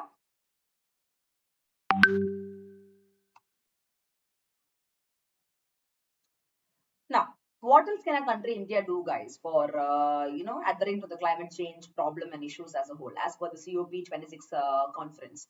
If you see EV, electric vehicles. Now, this reminds me of the advertisement I have done before. Okay, there was advertisement, guys, which I did. For the Tamil Nadu gun. It's an ad. It comes in theatre. Whenever I see EVs, electric vehicles, right, I think about that. That is, it is like this. Okay, I'll be saying in that in Tamil that again onwards we'll all be going in electric vehicles. It's kind of educating or awareness kind of ad. Okay, so when I see this, it reminds me of that ad actually. Anyways, back to what I was telling you. So now India's net zero, which is supposed to achieve emissions by the year 2070, also requires phasing out petrol and diesel in transport and shifting to EVs. Now you look at this, EVs or electric vehicles will use electricity from renewables. So the price of petrol and diesel that we have now, okay, it's spiking up like anything. Don't you think so? Yes, it is spiking up to a greater extent. There is no doubt in that. So do you think, why does the government do this? We are telling that the government is doing that, this, etc. But the people are suffering because of this. Of course, that's a reality. But they are saying that because we have to shift to electric vehicles, or this is being done. So what will all of us do? Purchase cars or let's say scooters or anything else which is highly petrol or diesel based.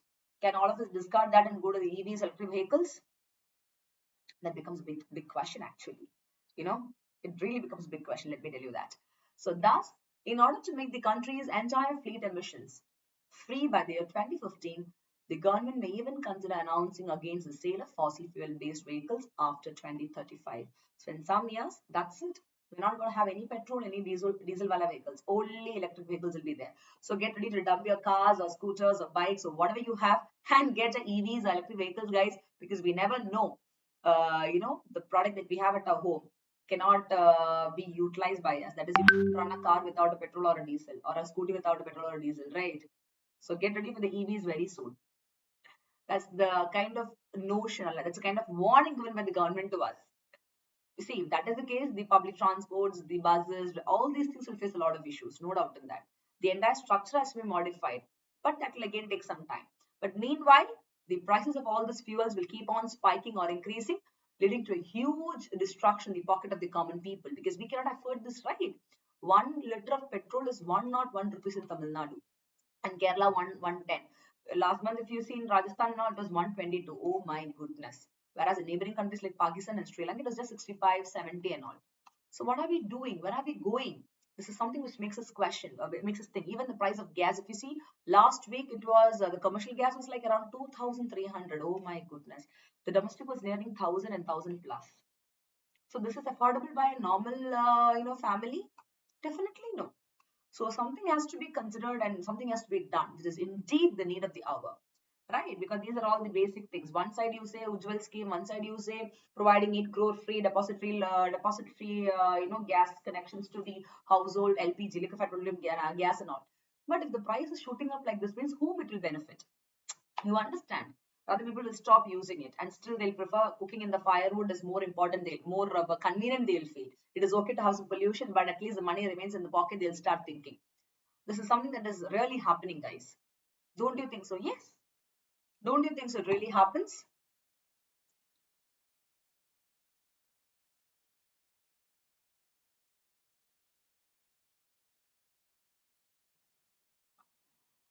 Now, don't you think there is a need for the policy changes, guys? Of course, there is, because when the renewable capacity requires a policy action, okay, which is focused on resolving problems like stabilizing intermittent supply from renewables and all, we need to make sure that we are creating efficient electricity markets.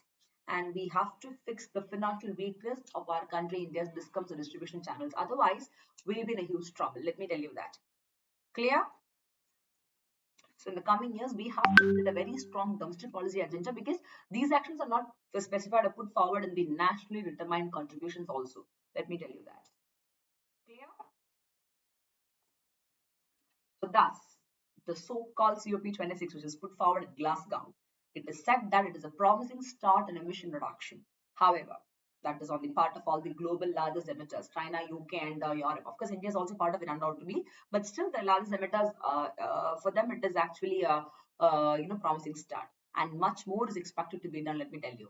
In the context of a country, India, we have to work out a very detailed plan of action. For that, we have to refer to the phasing down coal-based power generation, because we suggested for a middle phase, because we depend on this. So then we have to work out on a phase down coal-based power generation and thereby increasing the EVs, electric vehicles. So very soon, guys, get ready to go in all electric vehicles or drive electric vehicles, not the other wala, petrol diesel wala stuff. But I know most of us are having that. Very few will be having the EVs, electric vehicles. But what to do? The next generation is demanding us EVs or electric vehicles. Hannah? Yes. So now that's all, guys, with regard to COP, because COP we've discussed a load of topics, n number of topics we've discussed with regard to COP 26. So that will do. Now the next important interesting topic is global nitrous oxide N20 budget. Okay. So there was a budget again in environment. If you see for the oxide, nitrous wala oxide, globally there is a budget called as N2O budget or global nitrous oxide budget. Let's quickly have a look into what this is all about. 1, 2, 3, and here we go. So now the GCP, okay, with jointly, one second, the GCP jointly with the INI, that is International Nitrogen Initiative, what happened is like they created a new activity and international consortium of scientists. Why? Why did they do that actually? They basically did that to establish and improve the global nitrogen oxide ka budget, or sorry, the nitrous oxide ka budget. N2O is nitrous oxide. Clear? And also to improve the budget trends and variability as well. Clear? So now, why are they focusing on nitrous oxide? Is there some speciality why only nitrous should be focused and not any other oxides? There is something speciality. That is the reason we're focusing on that. So for that, you got to understand what is a nitrous oxide. So what is that? It is a long-lived greenhouse gas. We know that greenhouse gas emissions and global warming are leading to all these environmental issues. That's what we saw a couple of minutes before also in the COP conference too, and also in the other articles what I've discussed, the warming or heating and other issues as a whole, right? So now, being one of the long-lived greenhouse gas, the nitrous oxide, it's very important that we are having a budget to basically control such global nitrous oxide to a great extent. And now this nitrous oxide, apart from being the long-lived greenhouse gas, they're also an ozone depleting substance. And they have an atmospheric lifetime of, oh my goodness, more than 100 years. 116 plus or minus 9 years. Literally 120 to 130 years it can come. And out of the greenhouse gas emissions, like the carbon monoxide and all, they are the third most important greenhouse gas emissions. And that is leading to all the human caused driven climate change after carbon dioxide and methane. So like your carbon dioxide, CO2 and methane, your nitrous oxide is also very, very important because they are very dangerous greenhouse gas. So it's very important that we are going for a global nitrous oxide budget. You can just see agriculture and wastewater, you're converting, then biomass burning, fossil fuel industry, indirect emissions, other fluxes. What you can do with all this is the next question. What we can actually do because of these issues, what is happening and what can be done. Okay, so there was a project called as Global Carbon Project put forward, out of which the global nitrous oxide budget is put forward. So if you see this particular greenhouse gas, the third greenhouse gas after carbon dioxide and methane of the greenhouse gas, guys, nitrous oxide is 300 times more potent than carbon dioxide. So it's quite dangerous. And they have the third highest concentration after CO2 and methane in the Earth's atmosphere among the GHS, which is responsible for the biggest factor called as global warming, which is a huge threat for the entire world, I can tell you. And this nitrous oxide is also having a impact on the ozone depletion. So which means the nitrous oxide is also the only remaining threat to ozone because they accumulate in the atmosphere for a very, very long period of time, just like carbon dioxide. That is again one of the reasons which makes the nitrous oxide more disastrous wala stuff. Clear? Yes, Abhijit. Ma'am, when will you take a test on this? Very soon, Abhijit, you'll have a test on environmental current affairs on this coming week. Probably Monday or Tuesday you will have. Okay, you will have a carnival of 3 continuous series in the night time also. We'll have the environmental current affairs MCQs. Okay. That will be in the app because there is an option of polling Abhijit in the app. In the app, you can poll. You can see your leaderboard, you can see your score. So that will be very much interactive as a whole. So what you do is that when these free special live classes are happening in Unacademy app, make sure that you're attending it live itself without fail. Clear? Perfect.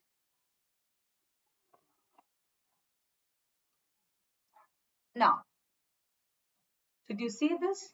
Up to 125 years. That's why I told you 116 plus or minus 9 years. This nitrous oxide can survive in the atmosphere.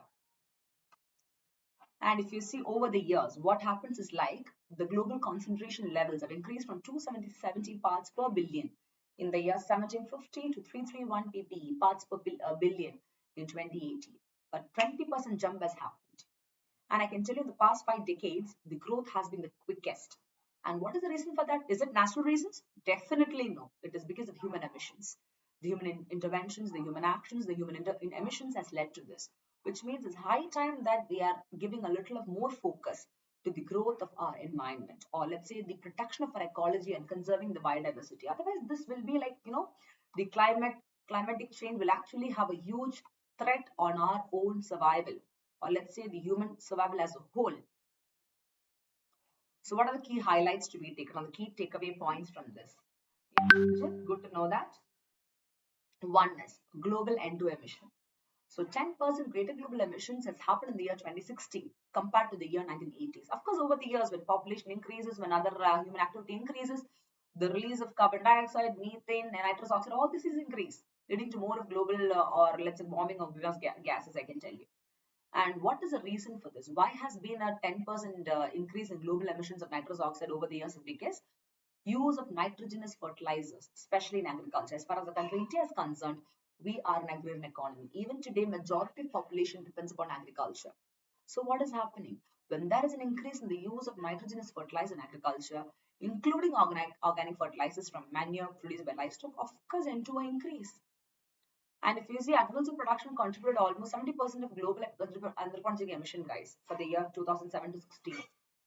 And countries like East Asia, Europe, South Asia, North America, if you see, emissions from agriculture are dominated by them.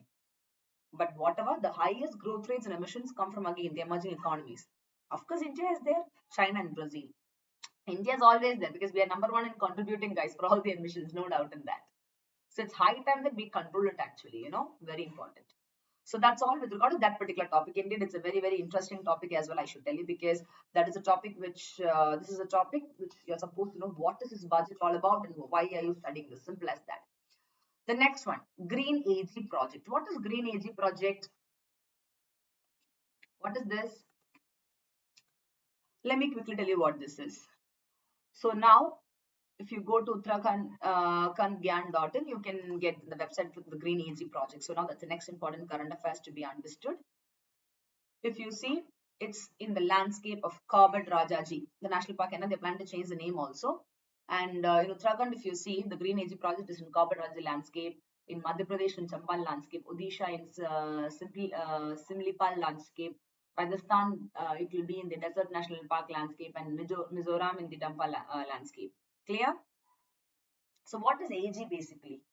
It's agriculture, right? So basically for transforming Indian agriculture for global environmental benefits and conservation of all the critical or dangerous biodiversity and forest landscape, only such kind of Green AG project is brought in. Simply, they're not going to bring you any, agriculture projects, green agriculture projects, right? There should be some reason for that in some specific part of our country, India.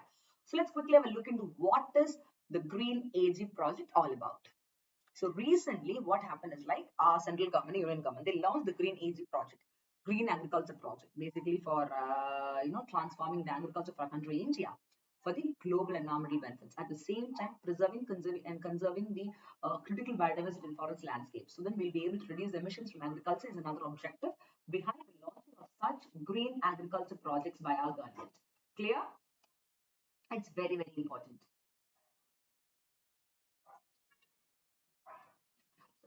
If you see this particular Green AG project, what is important is that they bring at least 104,070 hectares of farms under the long-term or sustainable land and water management. So now when this has been happening, what happens is like around 49 millions of carbon dioxide, which is equal to, let's say, a saturated or a decreased or reduced wala stuff through sustainable or long-term land use and agriculture practices brought in. So now this green agriculture project is literally benefiting a load of, perspectives for our country, India, because we are an agrarian economy. So long-term or sustainable use of land is also very important. right? And carbon dioxide, what are they? They are again one of the highest emitter of greenhouse gases, along with methane and also your nitrous oxide, which we discussed a couple of minutes before. So through this green agriculture projects, it is said that it will be implemented in 5 different states. It's again not for the entire country India, but then in 5 different states, like the northeastern state of Mizoram, the Rajasthan, the semi-arid region, Madhya Pradesh, Odisha, and Uttarakhand. Clear? So in that particular states only, these landscape and so landscape only they'll be putting it forward. Fine. And who will provide the funding, guys? That's very important. So green agriculture project, though it's a program introduced by the union government also, they need to get some sort of support as well. Don't you think so? Yes, indeed, very important. So due to which, if you see the global environmental facilities, yes, my young officers, please make a look into it. The GEF that and the GCF, Green Climate Fund and Global Environmental Facility, they are the hit list topic for UPSC environmental examinations. Without fail, make sure that you focus this. Clear?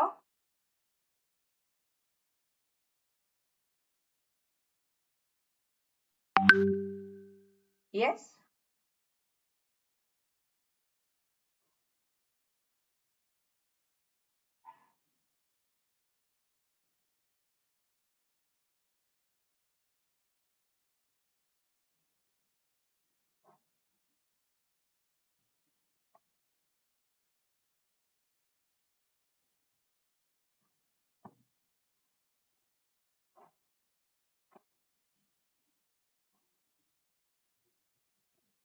Is it very clear, all of you?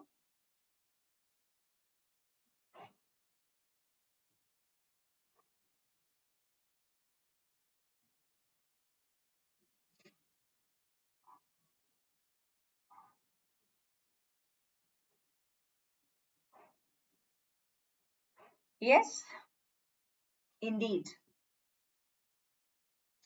Why no responses? Quick.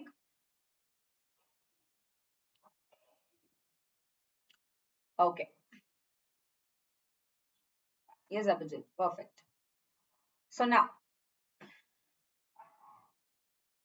this particular program called as, or let's say this particular,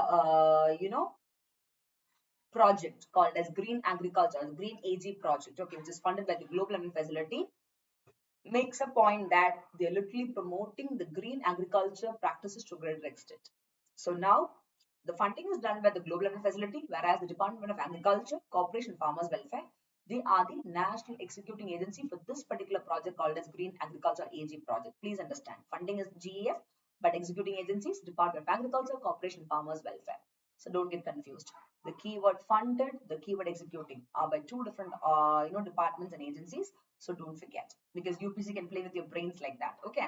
Apart from that, if you see for the very same program, that is Green Agriculture Project or Green AG Project, the other key players involved in the implementations is your FAO, Food and Agriculture Organizations, and the Union Ministry of Environment, Forest and Climate Change. So this is a couple of things that is quite important to be understood. Now, why this is important? Why do you think there should be a green agriculture project? We know that majority of our population, we depend upon, even today on agriculture, especially because most of the people are put in the rural area again. That's why Mahatma Gandhi, once he said, the soul of India lies in the villages. Don't you think so? Of course, the soul of India lies in the villages, and due to which you need to have a special focus understanding on the same perspective as a whole. So, thus, if you see, talking about the agriculture emissions, from agriculture also emissions are on the greatest rise. So now the agriculture emissions for a country India, if you see in a country India, farming, or let's say agriculture and livestock, how much percentage they account for your GNE, that is gross national emissions? 18%. And they are the third sector after energy industry for the emissions. So out of this, if you see 85% of emissions, they are because of the cattle production system, the rice cultivations, and also the remaining meat, and remaining 50% they comes from other crops and nitrous oxide emitted from fertilizers. Because we use fertilizers for the cultivation of crops, because we need to have a faster productions and all, right? We can't always rely on the organic stuff. And the fields have become like that after the green revolution as well. So a couple of things like that is also there, due to which gradually the agriculture emissions have increased day by day. And if you see, most of the GHG emissions, greenhouse gas emissions from Indian agriculture, they takes place from states like Punjab and Haryana. Oh my goodness, in that, understand that these states consist of the richest farmers. There you can see what is happening. Punjab, Haryana, UP, Bihar, West Bengal. You can see most of the greenhouse gas emissions from Indian agriculture takes place there. Clear? So now, what can government do apart from the green agriculture project? What we have studied or what we are studying now? What could be the other initiatives taken by the government with regard to the agriculture emission that has been happening in our country, India, which is indeed a prime focus to be removed or eliminated? If you see, there is something called as NMSA by a country, India. What is that? It is India's national mission for sustainable agriculture, and they are among the 8 NAPCC mission. Basically, the aim is nothing but they want to tackle or reduce the agriculture emissions and enhance what food security, because food security is indeed another problem. Because if there is no food security, come on, hunger, starvation, poverty, and growth and development will dwindle like anything. Simple as that. So now this India's mission for sustainable agriculture, guys. This is a policy that has been introduced in the year 2015, and they made a name coating of. Sorry, guys, that is different from this. The India's National Mission for Sustainable Agriculture is among the 8 NAP mission. Another policy was introduced in the 2015. That is for basically the making the name coating of urea compulsory. Why? Because if you want to reduce nitrous oxide emissions, you can do this. And the third step is soil health card. In Gujarat, it started. What they do is like a report card. See, when you go to your schools and colleges, they give you a report card, a progress card, right? Similarly, for the farmers, a soil health card will be given to use the fertilizers efficiently and accordingly to the need of the soil. Yes, Ankit, good morning. So now basically if you see this particular, through this particular health card, the experts will be advising the farmers what to do, what not to do, and also when, how many quantity of fertilizer should be applied in the field. Don't go for over usage, which one to use, which proportion to use, how often or frequent checking has to be happen. Then what about the other weathering perspective, the predictions. So this is like kind of a continuous monitoring or tracking, which has a lot of sense technically as a whole. Right. So some expertise help has been given to the farmers from the by the government through such kind of soil health card scheme, and successful in the state of Gujarat. Let me tell you that farmers over there started using it. Now it is kind of prevalent in many of the states, but it started off in Gujarat, guys. These are all other steps taken by the government to preserve agriculture and also to reduce the emissions, because that is contributing greatly to the nitrous oxide formations, and that is again one of the third largest greenhouse gas emissions. And if you see what our country India has done is focusing on the renewable source of energy. Okay, we installed 2 lakh solar water pumps. Another 2.5 million we have planned to reduce emissions from energy use in agriculture. This comes under renewable energy.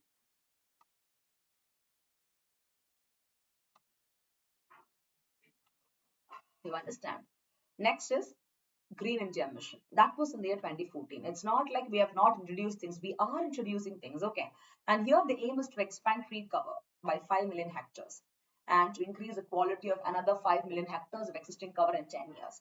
So these are a couple of initiatives taken by us apart from the green agriculture project introduced recently by the Union government. For what? For reducing agriculture emissions. Clear? So this is what you should study from this particular topic. The next important environmental hit list current affairs of the day is emission norms for thermal power plants. So again, thermal comes under renewable source of energy like solar, wind, water, etc., etc. So it is a hit list topic. So under this, this thermal comes. So what are the emission norms for thermal power plant, which is the renewable source of energy? Let's quickly have a look into it. Hannah. So any idea, my young officers, with regard to this? Quick.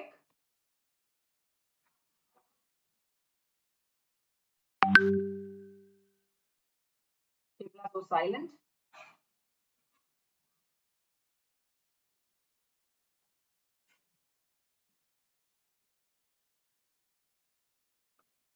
Yes.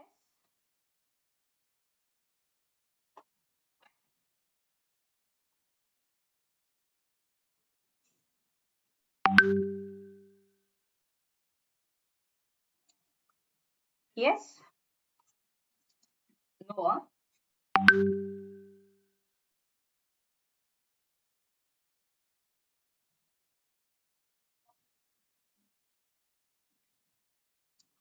People are thinking, is it there or not? Is it so? Yes. Yes, Soham, Abhijit, Ankit, where are you all? So silent? Yes, Narad, Deva, Savan, Chandran, Prem, Naveen. Quick, quick, fatafat, your reply should come. You cannot be simply sitting like that. That doesn't suit at all. Anyways, acha, you're all here. Kya baat hai? Good to know that. Mara Young office is always has a lot of josh and a lot of power that they never miss out to be on the attention zone. Every time, like the most focused zone, they are in the attentive zone.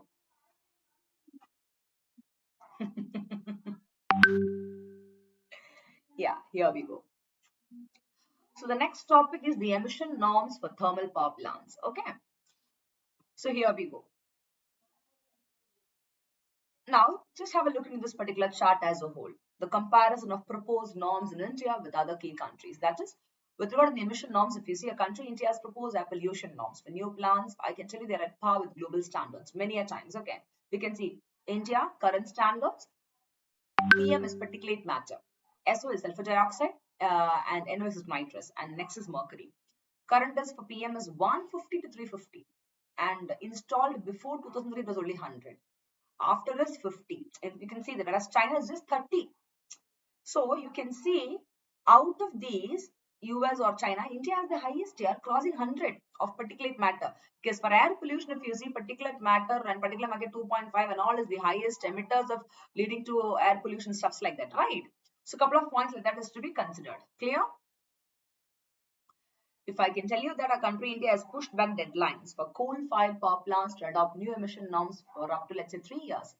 And that is something which we also need to understand in this particular context. That is, there is emission norms for thermal power plants also.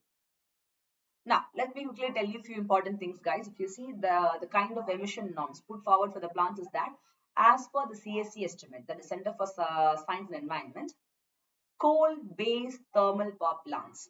Okay, they are responsible for what? Point number one, 70% of total freshwater withdrawal by all the industries.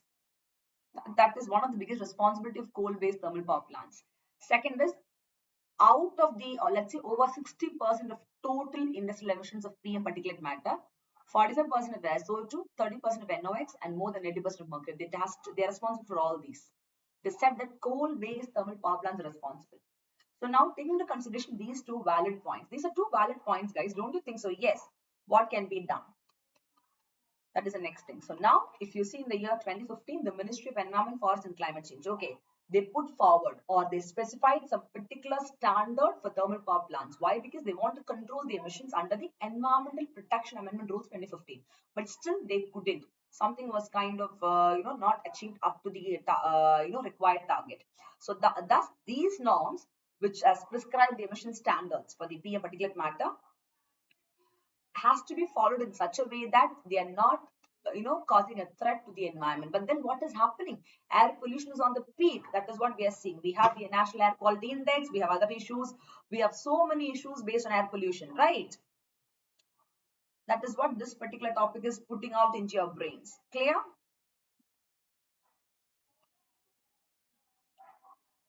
Now, with regard to thermal power plants, let me tell you something else as well. Here, if you see,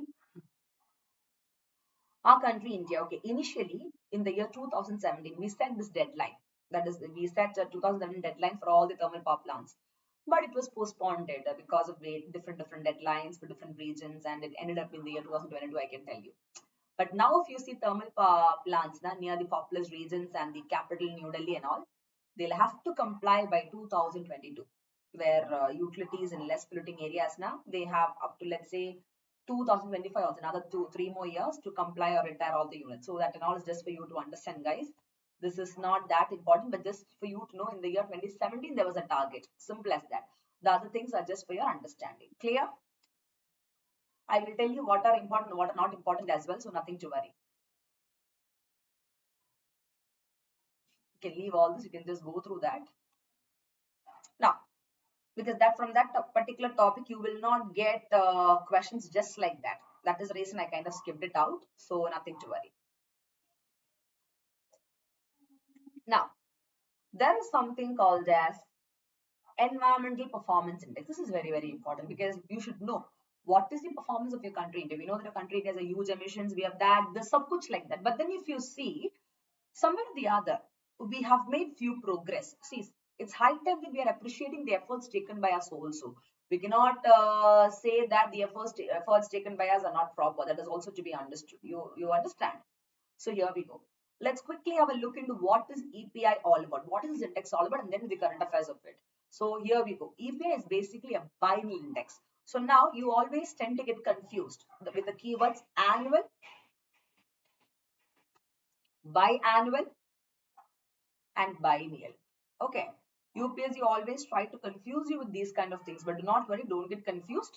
The whole point is annual is for 1 year, biannual is once in that is biannual is in 1 year 2 times, and biennial is 2 years once. So now as far as the EPI is concerned, this is a biennial one. It falls in the third category, not every year. Okay. So what they do is they'll rank 180 countries, and that too it is based on 32 performance indicators across 11 categories, and these categories will cover environmental health and ecosystem vitality, I can tell you. So now when the environmental performance index is ranking 180 countries based on the health of the environment and ecosystem vitality using such 32 performance parameters or indicators across 11 categories like your air quality, your sanitation and drinking water, your heavy metals, your waste management, your biodiversity, your ecosystem service, fishery, climate change, water resource, sub kuch like that, including agriculture. It is very, very important to understand that it's not just one perspective, rather multi-variant perspective, multi-dimensional perspective is being taken into consideration. After analyzing the whole lot only, environmental performance index is put forward. Clear?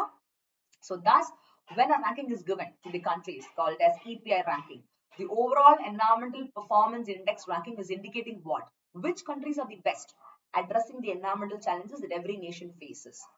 You understand? So climate change is a burning issue. So does environment as well. The environmental challenges are huge with regard to protection, conservation, preserve, and sub kuch like that. So now based on this ranking, you'll be able to understand, okay, which all countries are actually taking effort in addressing the challenges which everyone is facing. This is an index basically to show out the efforts taken by countries in their performances. So accordingly, rank also varies. Yeah, that is the whole point.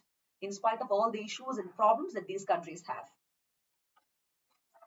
So here we go. You can see 2016 EPI was focusing on n number of areas. The entire areas from the clean water, climate, high biodiversity, fisheries, forestry, agriculture, sub kuch they take into consideration. The whole lot will be coming in.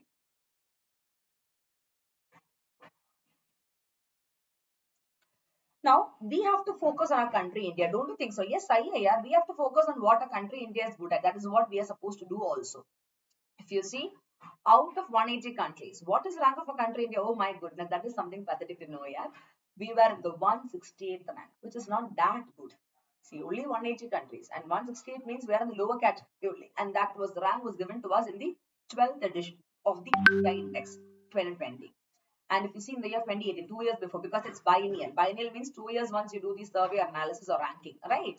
So it was 177. So compared to 2018, chalo, we have improved at least 10 points ahead. That is true. Not a bad thing. But still overall, that is not the case. But yeah, from our country's previous year or let's say the previous analysis, we have done better, I can tell you. And if you see, the reason why our rank was only 168 is because we scored below the regional average score on all the 5 key parameters on environmental health. And if you see the entire South Asian countries except Afghanistan, we're ahead of India in the ranking. Which means, where is India? What has happened to a country India in spite of the endless efforts taken by us? And according to Environmental Performance Index, it is said that a country India needs to redouble national sustainability efforts on all the fronts like air and water quality, your climate change is the burning issue, your biodiversity conservation, sub kuch like that. So this is something which is, forcing a country India. You can see the last point here.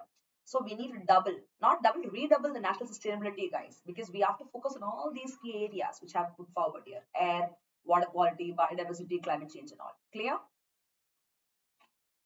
It's very important, don't you think so? Yes, it is indeed very important, no doubt in that. सही है ना? ज़्यादा सा important है. Now, as far as the 2020 Environmental Performance Index is concerned, this index EPI measured the environmental performance of 180 countries with 32 indicators, and they included 10-year trend in environmental performance, both at national and as well as global levels. And if you see globally, Denmark was ranking number 1 because their score was 82.5, ranks first. What about India, guys? We scored out of 100 on a scale 27.6 on a scale of 100. And it is very saddening to tell you that our performance was worse than all these South Asian countries, except for the fact of Afghanistan, because that time Afghanistan was having all the issues of and the pressures from Taliban and stuff like that. Today, a little of international relations are connecting now. What is happening to Afghanistan? It is a Taliban occupied Afghanistan. We all know that, right? So that is one point to be understood. Anyways, and now another important point is that with regard to the same EPI index, okay, environmental performance index, the score of a country. Oh my goodness, a country India scored below the regional or let's say the South Asia average score on all the five key parameters. The key five parameters based on the health of the environment, which comes of the air quality. We were really poor. Let's take the case of Delhi. People were, I have told you before also, people were masked in Delhi not for corona or COVID, rather for protecting them from the air pollution or respiratory disease, because the pollution is such over there. Then sanitation, drinking water. We have water, but then hygiene drinking water is less available. So that is also a point to be considered. Then heavy metals and waste management. We have solid waste management facilities and stuff like that, but then it is not penetrating deep into the roots where it is causing a huge issue. So in all these five key parameters of environmental health, we were lacking behind. And now what are these findings telling us? These findings are resonating the concerns raised by the State of India's Environment 2020 in figures, which is actually published with the CSE, Center for Science and Environment. Clear? This shows that the health of a country, India, has to be understood in a better way, which means that we are trying hard to improve in every single parameter or let's say every single perspective. But then, if you see the air quality, if you see the sanitation and drinking water, heavy metals and waste management, still a lot more has to be done to ensure that we are on the right track, or let's say we are performing properly. So these kind of points are to be understood with regard to a country India's EPI index, that is environmental performance index. These are very sensitive issues, guys. Very, very sensitive issues.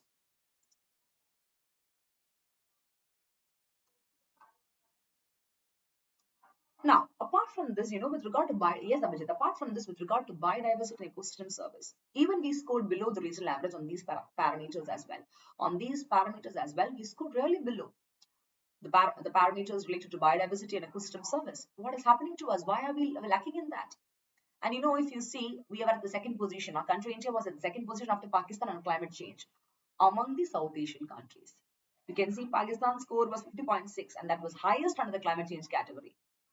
When you do a decade or a 10-year comparison progress with the index, it showed that a country, India, slipped on climate-related parameters to a greater extent. And this particular report is indicating that the black carbon, the carbon dioxide emissions, and the greenhouse gas emissions per capita is increased in a decade or let's say 10 years.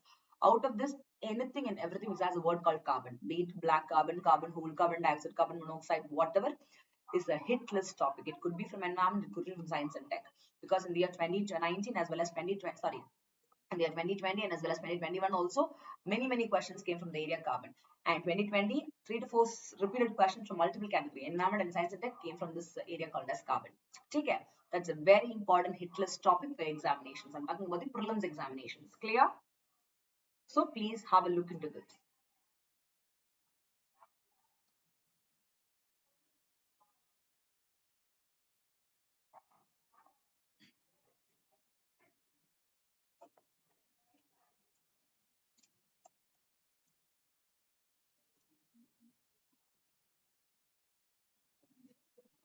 Clear?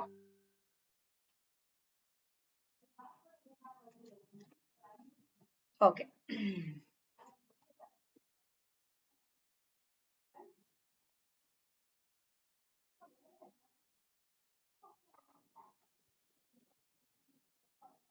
Is the slides visible to you properly? Is there a disturbance in the slide or something? Want me to check? Is it all fine?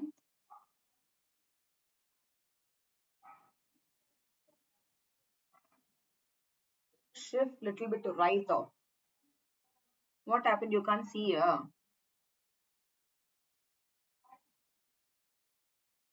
It's fine only. I don't know why. Anyways, it is okay now for you now.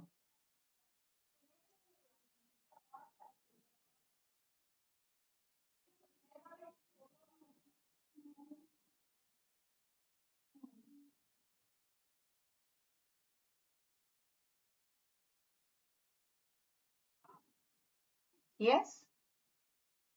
All fine?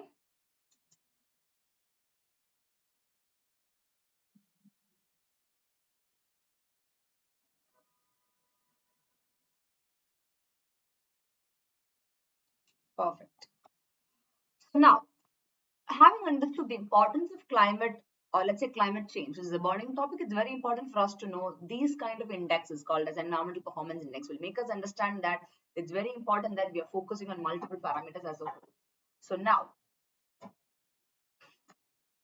what are the other environmental conservation programs in India? If you see, as far as climate change is concerned, there is NAPCC. What is that? One second. The NAPCC, National Action Plan on Climate Change. Then for desertification, for the drought and perspectives like that, you have National Action Program to combat desertification. Then for pollution control, you have a program called as National Clean Air Program. For environmental impact assessment, you have Environment Management Plan.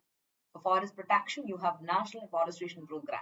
For animal conservation, Project Tiger, Project Elephant. Now, if you see Project Tiger, our country India in the St. Petersburg Declaration, even before the targeted time period of the targeted year, we were able to show an increase in number of counts of tigers, right? So multiple stuffs like this have already been put forward by our country India with regard to the environmental conservation perspectives. Clear? Chalo. But do you think are all these programs working in the same manner? Somewhere or the other, we need to really have a kick-starting of all these because, many a times it is not happening in the same way it's supposed to happen. Let me tell you that. That is also something to be understood, guys.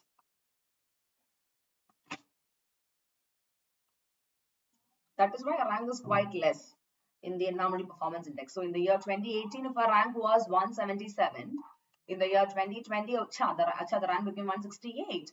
But that doesn't mean that, you've really progressed or improved. Let me tell you that.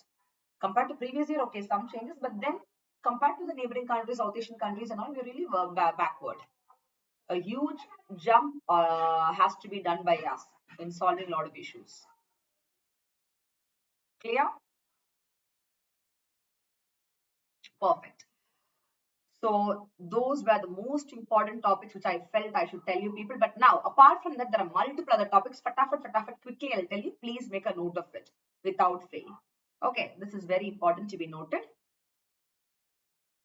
So quickly I will look into a few important things. Now, this is based on the important current affairs with regard to the Chenab Lake. You can just write it. The Chenab River. Now, this is basically in the context of, geography you'll feel because river is coming, mapping is coming. But let me tell you, it is important from the context of environment also. So now, basically, Chenab River, we know it originates from where? Near the Bara Lacha Pass in Lahul Spirit. Rahul Spiti path of a range called as Asgar range, right? Now, here, what happens is like this particular Chenab River, okay. Why you're studying this particular thing is it is near the Kistwar and it cuts a deep gorge. And now where it is also entering a plain area. If you see, they enter a plain area in Aknoor in Jammu and Kashmir. And from here, it will spread through the plains of Pakistan, Punjab to reach Panchnad. Okay. It's Panchnad. Panchnad, where they will join the Sutlej after receiving waters of Jhelum and Ravi rivers. Why I said it that is this Chenab river was there in the news, guys, due to which I thought you shouldn't miss it. That is why I told you. Clear?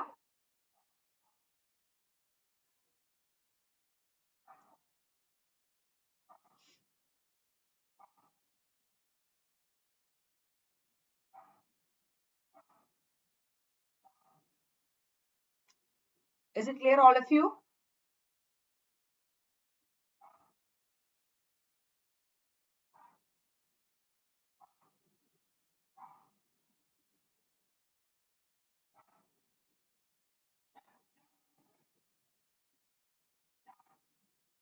Yes.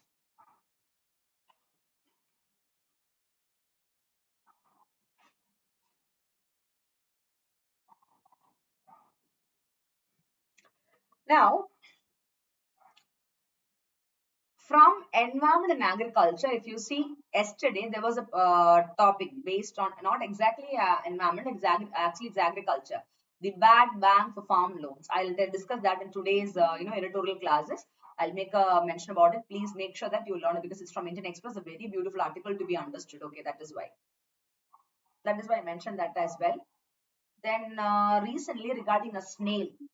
You know what are snails, right? So what happened was like the highly invasive small snail species. They were reported in the state of Kerala. What happened was like a tiny snail. Okay, you know what are snails, right? Let me show you the picture. Invasive species in Kerala. Wait, let me show you.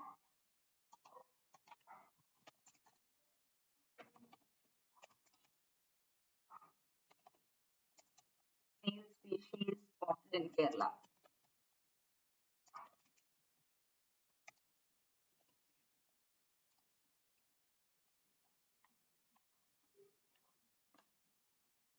Can you see this?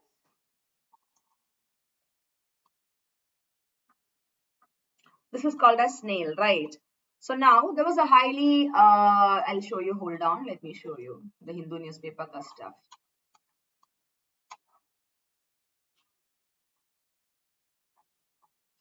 I think the picture is not given.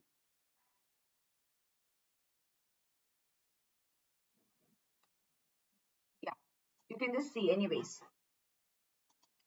Yeah, this is a picture. Can you see? This is a snail's picture. So now what happened was like, guys, recently this particular snail was spotted in the state of Kerala. This is something different. It's a very tiny one, a small wala, kuti wala, chotta wala, snail with a striking pellucid golden yellow shell. You can see it is having a golden yellow shell. And then found in a canal in Kochi called as, Edapalli Canal. It's called as Edapalli Canal. And they have been flagged or called as an invasive species. Now, by the way, what is an invasive species, guys? See, invasive species are also called as invasive exotics, and they are not belong to that particular place. They come from some other place, which means that invasive species or invasive exotics, they are non-native or non-indigenous plants or animals that affect the habitats and bioregions they invade economically, environment and ecology. They come from somewhere else. So this particular snail, this golden in color, was spotted in Kerala. Okay. And I can tell you this is the very first time such a kind of snail, a small one which is having a golden yellow shade, was spotted out in the state of Kerala. I can tell you. Clear?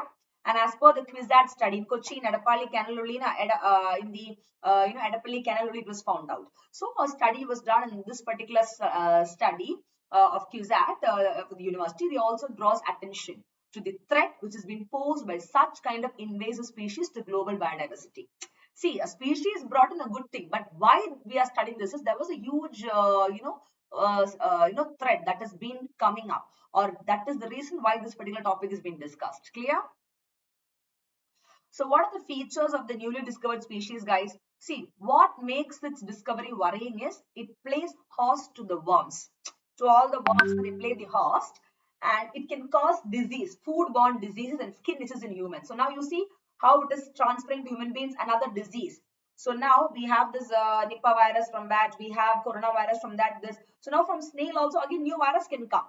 You understand? Moreover, this is going to grow in a rapid rate. What happens is that the air breathing capability and tolerance to pollution make the Physalia acuta, that is this particular species, guys, a potential competitor to all the native fauna or the similar species of snail. Can you see this picture on the left? It will be a problem there. Clear? And of this particular snail, it is called as Physalia acuta. Physallacuta.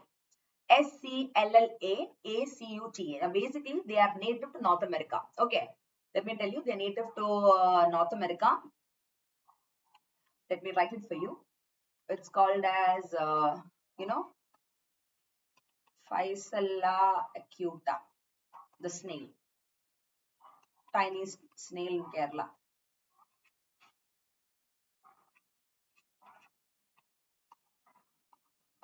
Okay. They're called like that. So now this particular, species, I can tell you that they're native to North America, and they were first described way back in the year 1805. Okay, that too by a person called as Drapernod. It's called as Drapernod, guys. JPR Drapernod. And they're considered to be native of this North America, but today they can be found in the continent except Antarctica. Now in Kerala also, if you see, we have spotted it out. And in India, early 1990s, for the very first time, this kind of Physalia acuta, which is native North America, was found in India. And it is believed to have reached Kerala through the aquarium trade. Aquarium trade is a major vector for all the invasive species. So through that aquarium trade only, It is said that in the state of Kerala recently they could spot out this kind of golden vala snail, golden shell vala snail, clear, in the Anapali Canal. And now if you see the snail, now what happened is like they made their home in a highly polluted reach plate area called as Anapali Canal by high sedimentation, then untreated sewage, commercial waste effluents, construction waste, and a thick growth of invasive aquatic weeds, adding up to more issues I can tell you. And the characteristics is like they're very, very small in size, and the snail can grow 16-meter in height to let's say 9 mm in width also. Okay, that is something to be understood. They have a golden yellow shell as well. And issues that threat to biodiversity, and it will start dominating a region. That is, they will start disrupting by dominating a region, disrupting the national equilibrium balance. That is a very big issue. Then they can even have an alteration or a change in the genetic pool, and that is one of the major threat which any of the invasive species put forward. So that is something to be understood. And the ability to reproduce both asexually and sexually is also a point there. And they fatafat multiply this 1, 2, 3, like that. The fast growth happens, especially in raining season. And in Kerala now always it rains. So this is again a big threat. And rapid reproduction, then they can tolerate any anomalous condition, cool, warm, whatever. So now there is no stop to their productions or growth. So the number kind of fleek up like anything, right? It spikes like anything. Clear? And any kind of food all types also they can afford to live. So this is another important point to be considered. On December 10th only, as on December 9th only, this particular news was there in the newspaper. So I thought I will not miss it. That is why I told you. Clear? Did you understand? This is very important, guys, because invasive species ka topic na, it is important. Then on December 8th, there was a project called as KVIC project. KVIC wala project. So that was Project Rehab in Assam to prevent elephant human conflicts. This I have taught you already. Once again, that is just to bring to notice the elephant human wala conflicts in India. The Khadi and village industries project commissions launched the innovative Project Rehab because they want to mitigate the human elephant conflicts in the country. For that, they will use the bee fences. The bee fences will be used. Honeybee, that is what they're trying to say. So multiple things like that. Clear? So kindly go through that particular topic as well. You can refer the PIB, Press Information Bureau, because that is the very best source where you get all the details based on, the schemes and policies and all. Clear? Don't miss it. Yes, Abhijit, in the upcoming prelims, there will be a short questions on the project elephant. Definitely, Abhijit, I have been always telling you, tiger, elephant, turtle, tortoise, these are all hit list topics from the category environment for UPSC, no doubt in that.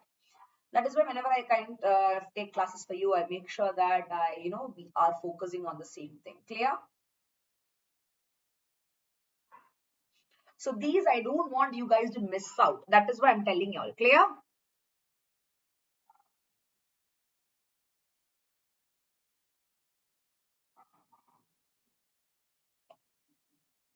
Perfect.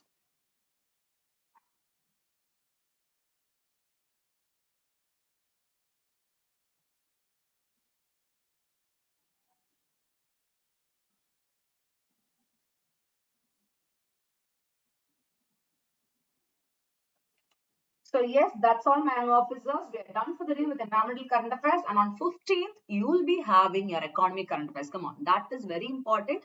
That will be like for 3 to 4 hours also. So be ready. 5 to 6, 6 to 7, 7 to 8, 8 to 9 also it can go. So you be, because that is one complete year economy current affairs, guys. Very, very important. Don't miss this session. Okay, static plus current affairs of economy. So don't miss it. So make sure that you are a part of it. Clear?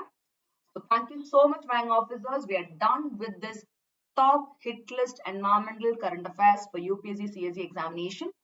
So I hope you really enjoyed this marathon series. If it's so, don't forget to like, rate, subscribe, and put your valuable feedbacks in the comment box after the live is over. Whatever queries you have, whatever suggestions you have, whatever doubts you have, I will definitely interact with you. And you can follow me via my Telegram, Nisha Nujumudeen for UPSC. Go to Google, type my name, you get the links of wherever you want to follow me, be it Insta, be it Telegram, or whatever. So you get the links of all the sessions, YouTube classes, Unacademy special classes in the Unacademy app, free classes, Unacademy paid or plus classes, the Hitlist batch courses, all the details will be provided there. Clear? So without fail, what you do is you enroll for it soon. So tomorrow and all, if you see, you will have regularly, carnivals. Marathon is continuously without a break you take, whereas carnivals happens only in the Unacademy's app, okay, where you will be, where what we'll do is we'll be keeping on and on talking about the MCQs, or let's say the other important perspectives. Clear? Fine.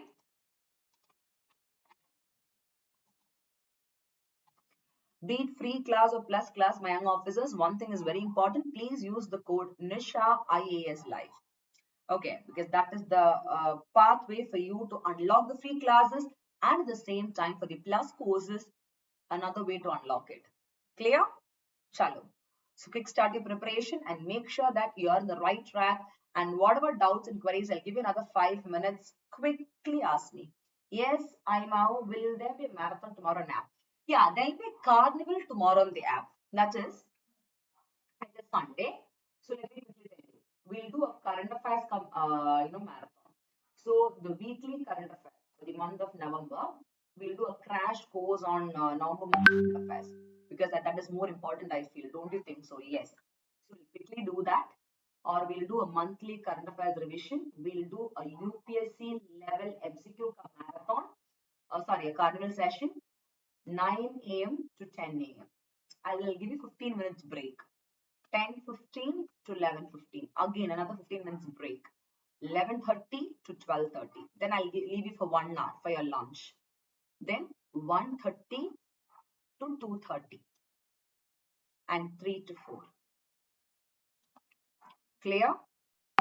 So 1, 2, 3, 4, 5. 5 hours you will have solid session. 5 solid sessions you'll have. Don't miss it. Is it very clear? So do you want an MCQs there, or do you want a revision of weekly current affairs, theoretical one there? Quickly tell me, because I have to schedule the session today. And every day, as usual, 6 p.m. From Monday onwards, 6 p.m. to 7 p.m. we will have the UPSC level MCQs there, so do not worry. Clear? You all want MCQs there, because you can poll 1, 2, 3, 4 like that. No, I understood. So we'll do MCQs, do not worry. We'll do MCQs marathon.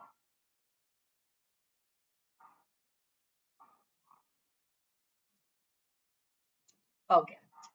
And then 8:30 to 9:30 we will have the editorial analysis. Clear? So today also the editorial analysis will take place, guys. What couldn't happen yesterday will happen today. So make sure that you're not failing to attend it. Clear? Fine?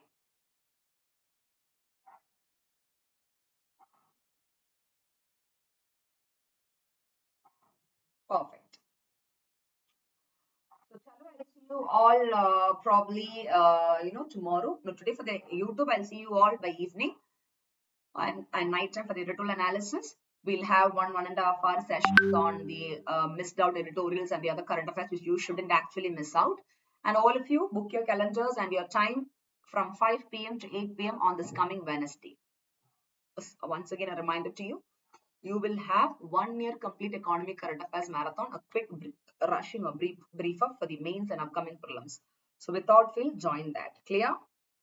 So did you enjoy the environmental current affairs session, guys?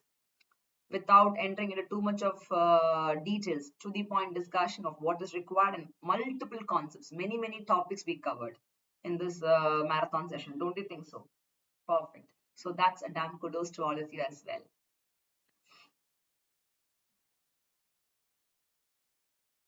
So chalo. Thank you so much, my young officers. I'll see you all. I'll see you all today for the editorial classes. Till then, bye-bye. Thank you. Have a great Sunday. Sorry, have a great Saturday. Sunday is tomorrow, but Sunday we are going to have a fun day and productive day. Yes, Abhijit, as you said.